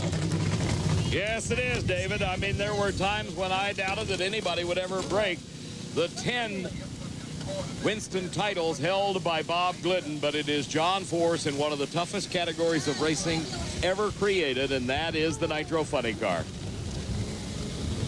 He's down there getting greeted by Rick Hoosier, the team manager for Winston Drag Racing. As Greg Littell of Winston handing the $200,000 check to the 10-time Winston Funny Car champion, John Force. Well, it's not exactly party time. We want to win this NHRA Winston race right here. All the sponsors, Mac Tool, Castrol, All-Pro Bumper to Bumper, Ford, the Tasca family, Syntec. It's a great feeling. This was tough. The WWF made a run at us, but I think the real bottom line is camaraderie, and Austin Coyle, Bernie, and Medlin, they led 22 guys here to a 10th because we stuck together. That's what it's all about. We'll have more from John later on. 22 on the crew, and it has paid off big dividends for John. There is no doubting that. A most successful racer, maybe the best ever, certainly in funny car. There's no peer anywhere. With Beza himself over offering his assistance. Here is the surprising car of Bob Gilbertson. If Baldwin is the upset-minded individual in Top Fuel, well, Bob Gilbertson wants to win it again here at Houston. His opponent, though, John Force, just clinching his 10th Winston title. But unlike Bobby Baldwin coming into the semis, Bob Gilbertson has lane choice over the 10-time champion. Bob Gilbertson ran in the last round on 99 to Force's 5 flat. That makes Bob Gilbertson in the near lane. He chose what looks like the better lane. That is Paul Smith using his crutch as a slightly different way of giving directions to the guy out in front of the car backing up the Stewart and Stevenson car. Take a look. Here are your reaction times. As you can see, some of them paid off. Tommy Johnson, though, losing to Whit Bazemore in round number 1. For John Force, we talked earlier about the potential of a letdown after a Winston championship. I personally think I've seen it happen before with Ford. Will it happen here? We don't know, but, you know, we've seen it. They've won the championship. They're 10th, and that's what everybody's fighting for. Take a look at the lane comparison. The most wins coming out of the near lane. That's why Bob Gilbertson, with the choice, picked it.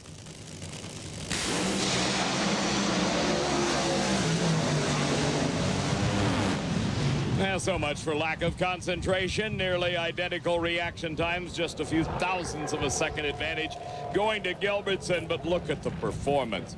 484 at 314 miles an hour. Force is unbelievable. David? That ties, Mac, the low laps time of the weekend. Can you do it one more time? Well, we're going to see. Hopefully we'll get to race our teammate, and that's going to be a lot of fun if we do. Could it get any better than this? A championship and their 91st career national event win? I don't know, but those are staggering numbers when you think about it. 10 Winston titles, that's the series title, and, of course, 91 wins at stake here. Here's the... It's going to be an all-Castrol final here at the Matco Tools Super Nationals between John Force and his driver, Tony Pedregons. Now, John Force has already clinched his 10th Winston Championship. We all know that.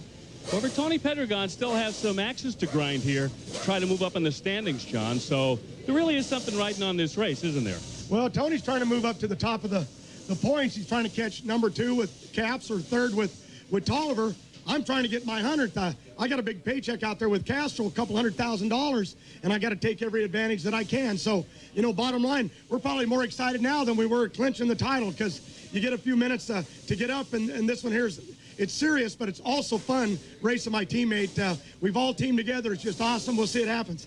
And this will be a smackdown, if you'll excuse the phrase. Whoever gets there first gets there first. Well, sometimes an old hot rod has their own personality. They just do what they want to do, and hell, we'll just see. We just want to give the fans some good old drag racing and turn old Tony loose, turn me loose, and whatever goes down, goes down. Personality is always the operative word with John Force. Dave? Well, Bill, we started this weekend. Final round, both Castrol cars, both Mustangs, both out of the same camp. The championship's been decided.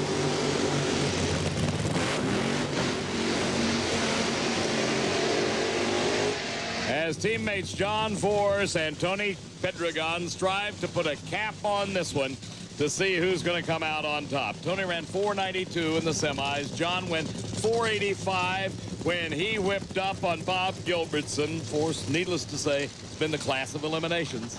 But what's really funny, we just saw Corey Mack, who had lane choice, run a 456 in the near lane. Now, John Force has lane choice by 0.08 of a second. He took the far lane. Maybe he's trying to even things a little bit out between him and Tony, because Tony's in the better lane. Who knows? Austin Coyle's probably got a tune-up for the right lane and then run 450s with a funny car. Who knows?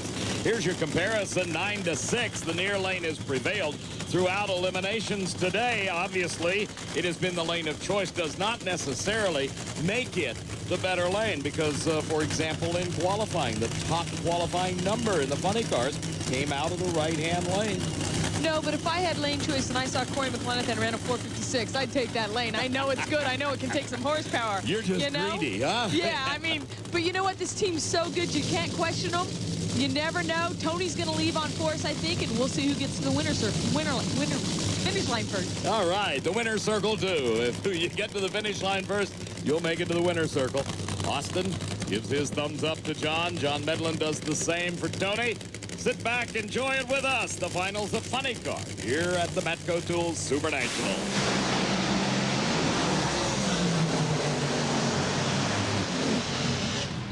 Oh my. 4.90. Tony Pedregons goes 309 miles an hour. John Force misses another chance to put a notch in the belt, aiming for 100 victories sometime here in the future. Right now, let's go to David. John Medlin, the gloves were off. You held nothing back on him that last round there. We ran another 490. Was fairly consistent all day. Maybe not quite the quickest car, but to have two Castrol cars here in the final and down the road in those new Ford trucks, we've got the finest crew in drag racing history. I'm just proud to be here. Not a bad deal. Championship debut today, and that affects you guys as well. Very good. Thank you. I certainly would not dispute the call of the best team in drag racing history. Overall, the Force Pedregon camp has definitely been insurmountable over the last few years. John clinching his 10th Winston Championship here. You saw Force, he went out there and started to shake. He had to get off the throttle and back on it. That was enough for Tony to sail by and get the win. Boy, and he sailed all the way to the finish line. A very nice run. Who knows what the problems were that delayed them getting out of the pit area, but it obviously didn't have much effect on the performance. You saw Force, what a great driver. On and off the throttle, he recovered great. Gave Tony a run, but that power, Tony didn't have to pedal it. Tony got the win, and Tony didn't leave on Force. There you saw the margin of victory as they streaked under our finish line camera. The taciturn Austin Coyle with David. Well, and for Austin Coyle, it's not only his 10th with John Force, but he's got a couple of other ones. It's 12 championships for you. Have you ever sat back and thought about that accomplishment? Well, you know, I've thought that it'd be real good to get like as many championships as Dale Armstrong had, and I guess I'm not exactly sure where Dale's at in all of this. He won a number of them with the alcohol funny cars, I know, but you know, hell, it was a great day for the Castrol team and both cars in the final, and the championship sewed up, and my second favorite car in the whole world won the race today, so I guess I got to say it's a great day. Well, let's look ahead to the future now. We've talked about the fact that this team now goes into test mode. Next year, it looks like it's really going to be a jungle out here. Can we continue to expect championships? Well, I think we've still got the most talent with Bernie Federley and John Medlin and Dickie Venables, and I'm confident we also have the most budget, and we have no sign of like wanting to slack up. 11 championships for John Force Racing would make it more than anyone else, and that's our immediate goal. No signs of slacking up. That's bad news for the rest of Funny Car. Bill? Who finally gets a chance to sit back and glow a little bit in the 10th championship for John Force Racing. Can you explain the emotion? Well, it's obviously a major thrill for the team. You know, it's there's so much hard work goes into these programs, and it's just kind of a culmination of a year's work for the team. And you know, these guys don't get near the recognition they deserve. They're a great bunch of guys, and I'm just real pleased for everyone on the team, all their sponsors, of course, you know, and everyone associated with us. It's a real thrill. We heard Austin talk about the fact that you guys really don't want to slow down anytime soon. There's a lot of things going on in these pits and people chasing hands. How tough is it to hold on to these quality of people like you guys have? Well, we think we have a pretty good nucleus, and we might have a little bit of a shuffle. You never know, as people's personal situations change to where they move on to other projects. But overall, I think we'll retain the nucleus of our people, and I'm real confident of it actually. And I think we'll have plenty to work with next year. A real good team. Do you like your chances at an 11th? Do you think? You know, I do, actually. You know, we have a pretty good organization. That's not to, take anything away from our opponents. Obviously, we had a tough race this year, clinched it today. Well, man, we had our hands full, and on any given day, we could have got beaten up, and, we basically just went and shook tires when we shouldn't have tonight, So, hey, what do you say? Anyone can win on any given day, and we just hope that we can prevail over the course of a season, So I think I like our chances, sure. Congratulations on a great weekend. Thank you very much. The numbers are simply staggering. 90 wins for John Force. Tony Pedregon wins today. 10 championships. That in itself is something that I don't think will ever be done again in the modern era, David. All right, well, don't ever say never. I did that once with a guy named Bob Glidden, and look what happened to me. I'll tell you, Tony Pedregon adds to those numbers. He is only a few points back of Jerry Tolliver. Tony in third and fourth. Jerry in third with 2 races yet to go where you can earn points. Well, the crowd is beginning to gather around the winners as the winner circle will be getting underway in just a few moments. We're going to be coming right back here to Houston Raceway Park and wrapping up our coverage of this, the Matco Tools Super Nationals.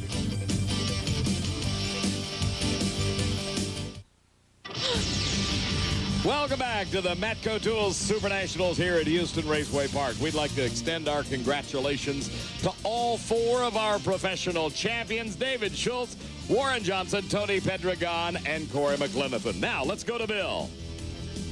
Down here with runner-up John Force. Haven't said that about you in a while, but first thing you said when you got out of the car was, that rascal smoked me. I talked to Fred Wagenhall from Action. He said, "Where's Frankenstein?" And actually, Coyle only wanted to run it in the evening when the air was good because of the aerodynamics with the wing and stuff, different than the other car, and stuck it on, and wasn't aerodynamics. It just rattled my brains out. And then old Tony's he went down through there. So, hey, we win. Either way, we win. Castrol, Syntec, they're all my bosses. Let's talk a little bit about this season, Jim. Marco, Amico, they're all my bosses. Anything else? I don't know who my boss is anymore. Submit a list. Let's talk a little bit about the season now. For a while there, you know, things were soft. You were trailing in the points, and people were starting to say that maybe you'd run your course and WWF was going to give you a headlock for keeps, and in John Force style, the second half of the season really did belong to you. Well, they've been saying that for years. You know, someone's always going to take you. It's Hoffman or it's somebody, but or Bazemore. But bottom line, we kind of study the strategies of the team. Actually, I don't. Coyle and Bernie do. And certain teams go into the heat of summer and they fold. You know, they get in trouble out there for whatever reason. And we just stayed with our game plan. Oh, I whined and I cried all year long. You know, it's a new contract coming up and there's new players over there. And if you don't get me a championship, I'll get fired. And bottom line, we just did what we did. And like Coyle said, you can whine all you want and don't change our game plan. I thought you said we had a while. I'm really pissed off, so I'd really like to talk after that last interview. We're going to give you a show of your own. Right now, let's go to Dave Reef. Oh, that's John Force. Well, Bill. 5-4 career-wise against Del Worsham. You think Del's thinking about that as he comes to the starting line? He'd better not be thinking about anything else except getting the most out of his race car. Here's a kid that was the Winston Rookie of the Year when he came into the Nitro category back in the early 90s. Has won a couple of races in funny car, but as you mentioned, Bob, when he lines up against John Force, usually the deck is stacked heavily against him. Force with a self-portrait of himself on the car. Actually, that's part of the Universal promotion and Action Collectibles because it's all about diecast. That's right, with Joe Amato wearing the Wolfman on his Top Fuel dragster and bike racer Matt Hines with Count Dracula. That one's over. John Force is going to cruise. Bingo, Reno. John Force, 490, 312, and beats Del Worsham for the 26th time in their career. Back. John, you got out. I thought you were doing your Dracula impersonation. Put your hands out. You're just trying to get the gloves off, huh? I got the Frankenstein hair. Good old run. She rattled a little bit. Made some adjustments in the steering. Seems to be moving around quite a bit, but what the heck. It's a good old day, and old Cap struggled. He went out. That could help us there with Tony moving up. But for Action, Castrol, and all these old boys are hanging that contract carrot out there, that Todd Bradley and Kim Cooley, real close. And John Howe just don't quite want to give it to me. You have to win the day to get it. No, wait a minute. He says, this is Dracula hair. Come here. I'm going to show you real Dracula hair. You want to see a Dracula hair? Take a look at these two, huh? What about that? Oh, boy. Twins separated at birth. Don't send monster letters, because that was Frankenstein. I know that. You know, Okay, I was big on monsters when I was a kid. Terry Tolliver looking to go out with a blaze of glory in his 4th national event win of the 2000 season. And, well, Bob, I know you have a raft of statistics with a John Force, Tony Pedregon matchup. I know one stat. The last time they met a week ago down in Houston, Tony Pedregon took out the boss. I also know that historically that's not the way it goes. John leads their series 32-7. But this is a much more important round for Tony than it is for John. John is clinched. Tony's still trying to lock down that 3rd, 4th, or 5th spot in the points. In a less than perfect world, you would think that maybe the champ would take a little off his fastball right here and maybe let the kid entrench himself a little bit higher into the Winston points. John is in that tricky right lane. We saw Tolliver win. If you want lane choice in the final, A, you got to beat the other guy here on the starting line. And B, you got to run better than 495. That might not be easy. Plus, John wants 100 national event victories, and he's 10 away. Every round counts to him.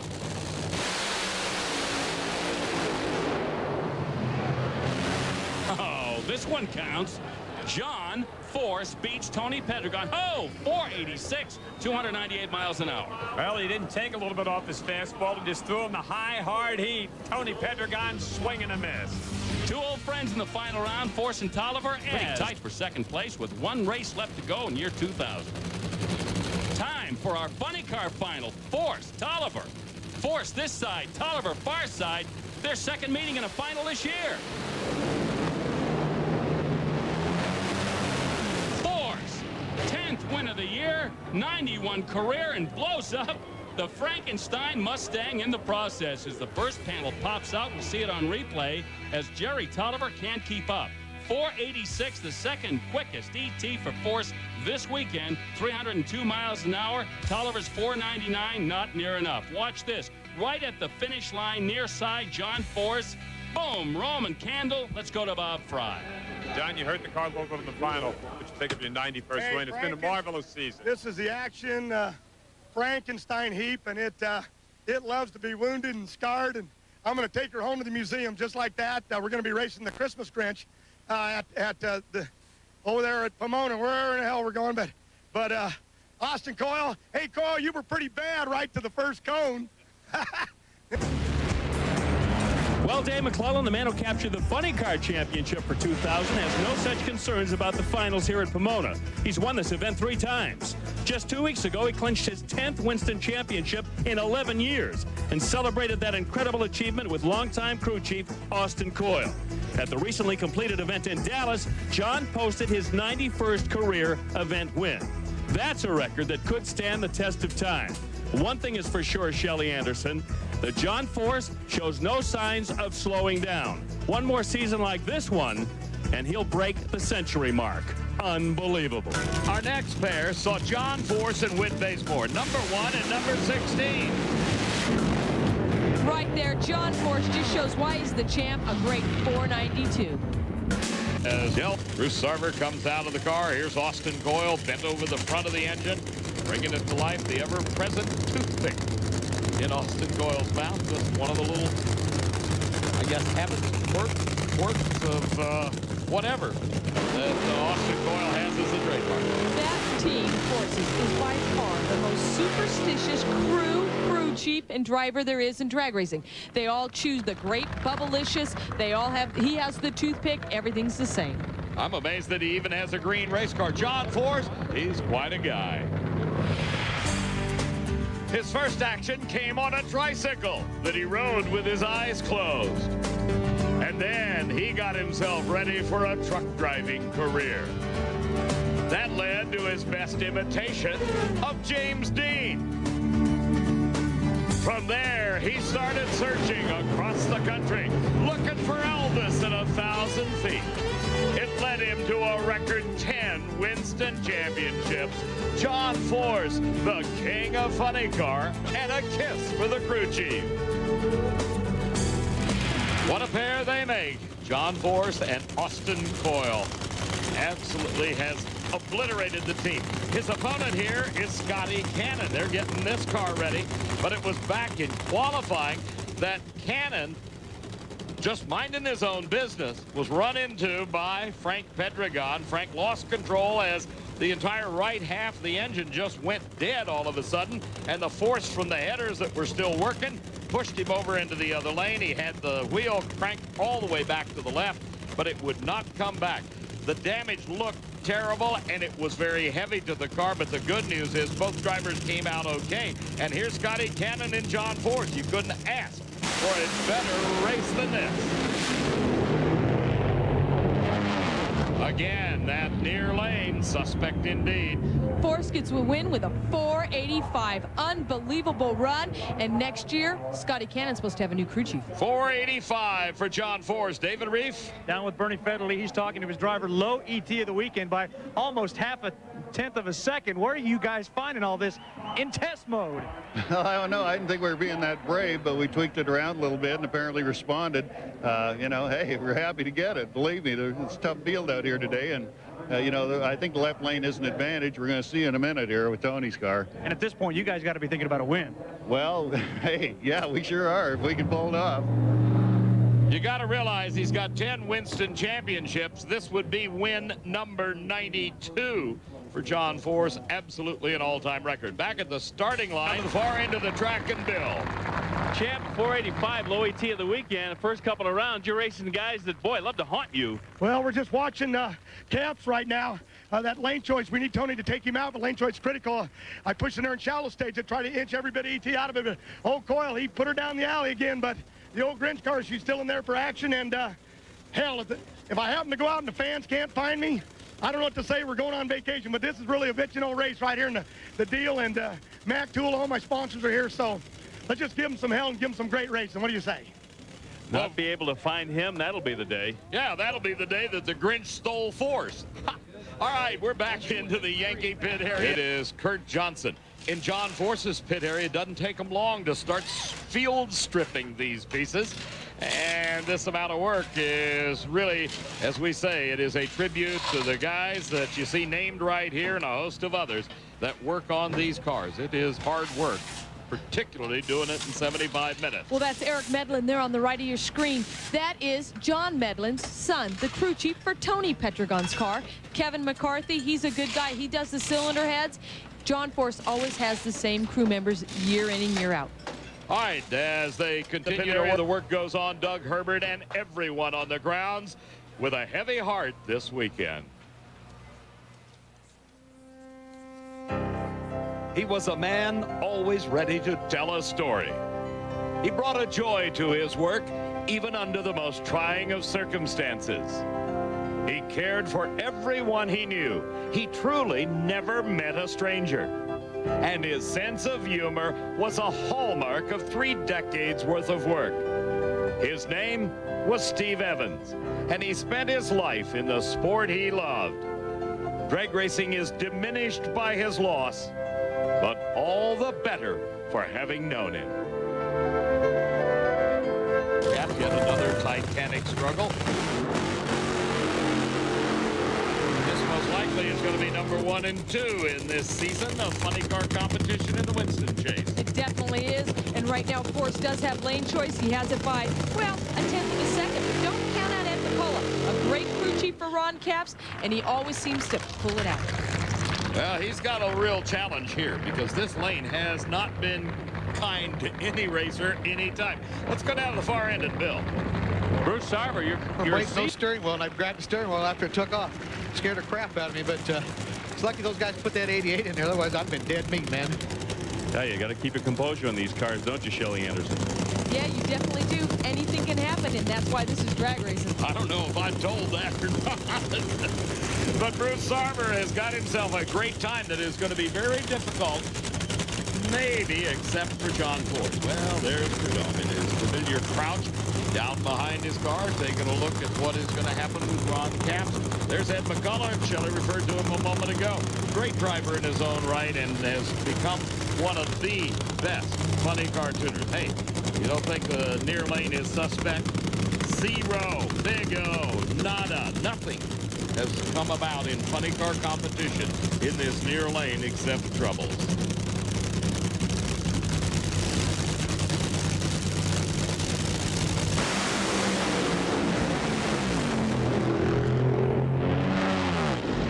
Continue, but for John Force, a 491, he sacrifices lane choice.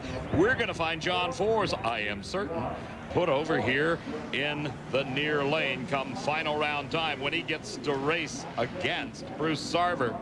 As you see, the 491, his winning time. Let's go down to John. Down with Bernie Federle. Tell you what, that 491's not going to give you lane choice, and there has not been a single win out of that lane. Concerns?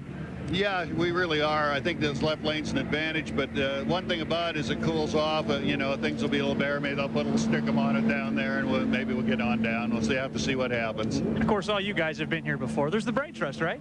Well, yeah. Unfortunately, we're fighting some pretty serious track conditions down there, and I don't know if we can compensate or not. We're going to try.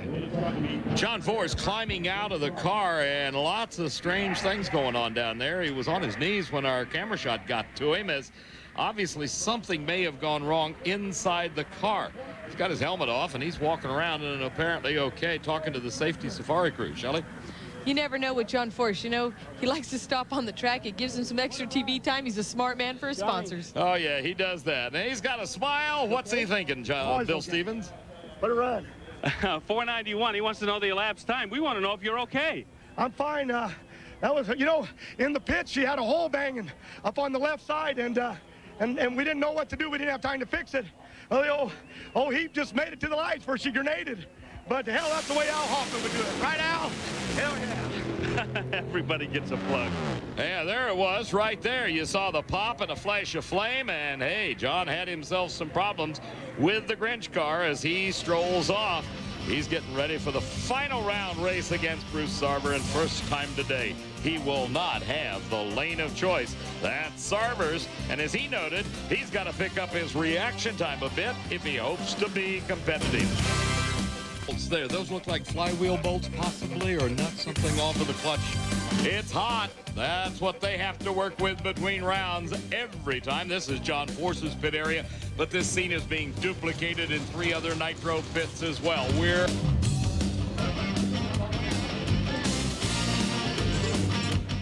Lucar's back in the pit area. We are just moments away from the final rounds. This is John Force getting his machine ready for the final round match against Bruce Sarber. They had a bit of repair work to do after Force had some problems on the previous run, but obviously they've got them solved, and the engine's running as it is on the starting line. The Grinch car of John Force, even in test mode, going to his 13th final round of the year, looking for win number 11.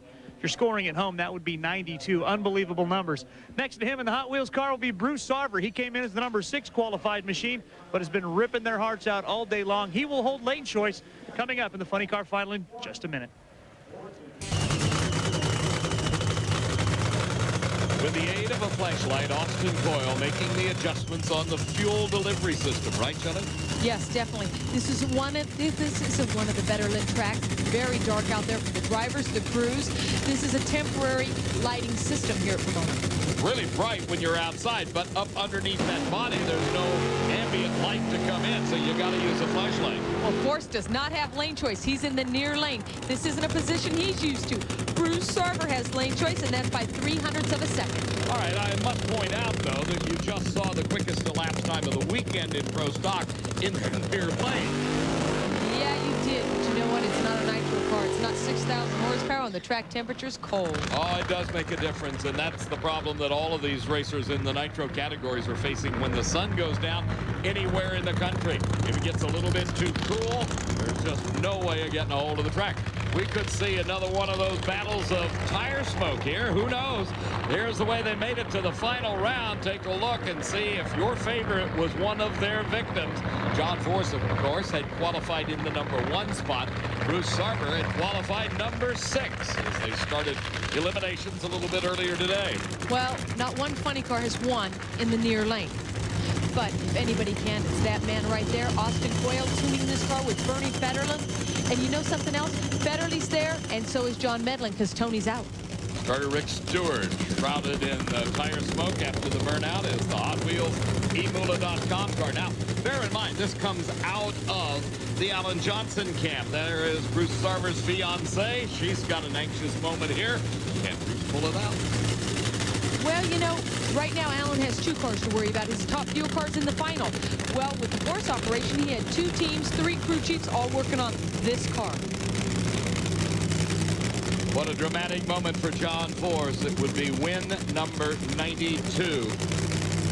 Bob Glidden had his 85th win. I personally thought we'd never see anybody get close to it. But for John Force to do it, and particularly in a funny car, now aiming for 100.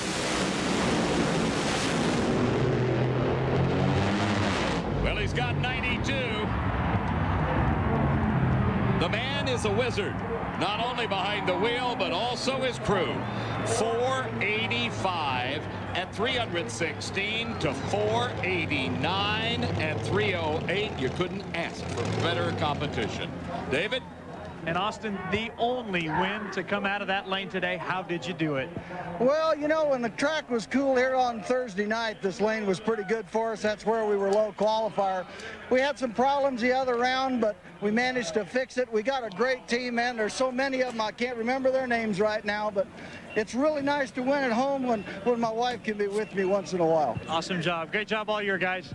Don't be misled by Austin Coyle's demeanor. He is probably one of the brightest men this sport has ever seen, particularly in tuning a nitro-burning funny car. Look at this. From start to finish, Force hasn't had a real good reaction time all night. When he needs it, he's got it. 469, he left on Bruce Sarber. Bruce Sarber actually had a good reaction time, better than his last run with a 732 reaction time. And right there, Force gets the win. Just driving away. That was a 4.85-second blast down a quarter mile. Sarver was only 0.04 of a second slower. Neither driver got off the throttle. Bill Stevens. Bruce Sarver over to offer his congratulations to the champ with 92 national event wins. Your 485 beat his 489, and we're not going to see it until February. I know you got a few things to say. I'm wired because it was dark out there. Couldn't see nothing. Header fire. Old Christmas old hunk of action Grinch was just smoking down through that alley. Those Sarver's out the window trying to show I'm too old, trying to make me quit. Oh, no way. First of all, I ain't even got my guy Castro's deal signed yet. I'm still there, buddy. It was awesome. That's the kind of drag race Steve Evans would like to announce. Side by side, two old, well, one young guy and one old guy. Back to old. Oh, geez, I screwed this whole deal up. Start over. Let's start all over. To all my sponsors. Merry Christmas. I even got a Jaguar. Hey, got him a Jaguar. That was an award given to John Force a little bit earlier today as Bruce Sarver and John celebrating truly a great race. Here's the way the point stands in. John Force, Ron Capps, Jerry Tolliver, Tony Pedregons, Jim Epler, the top five. David? Well, Mac, how fitting that our last race will feature Top Fuel's two biggest stories.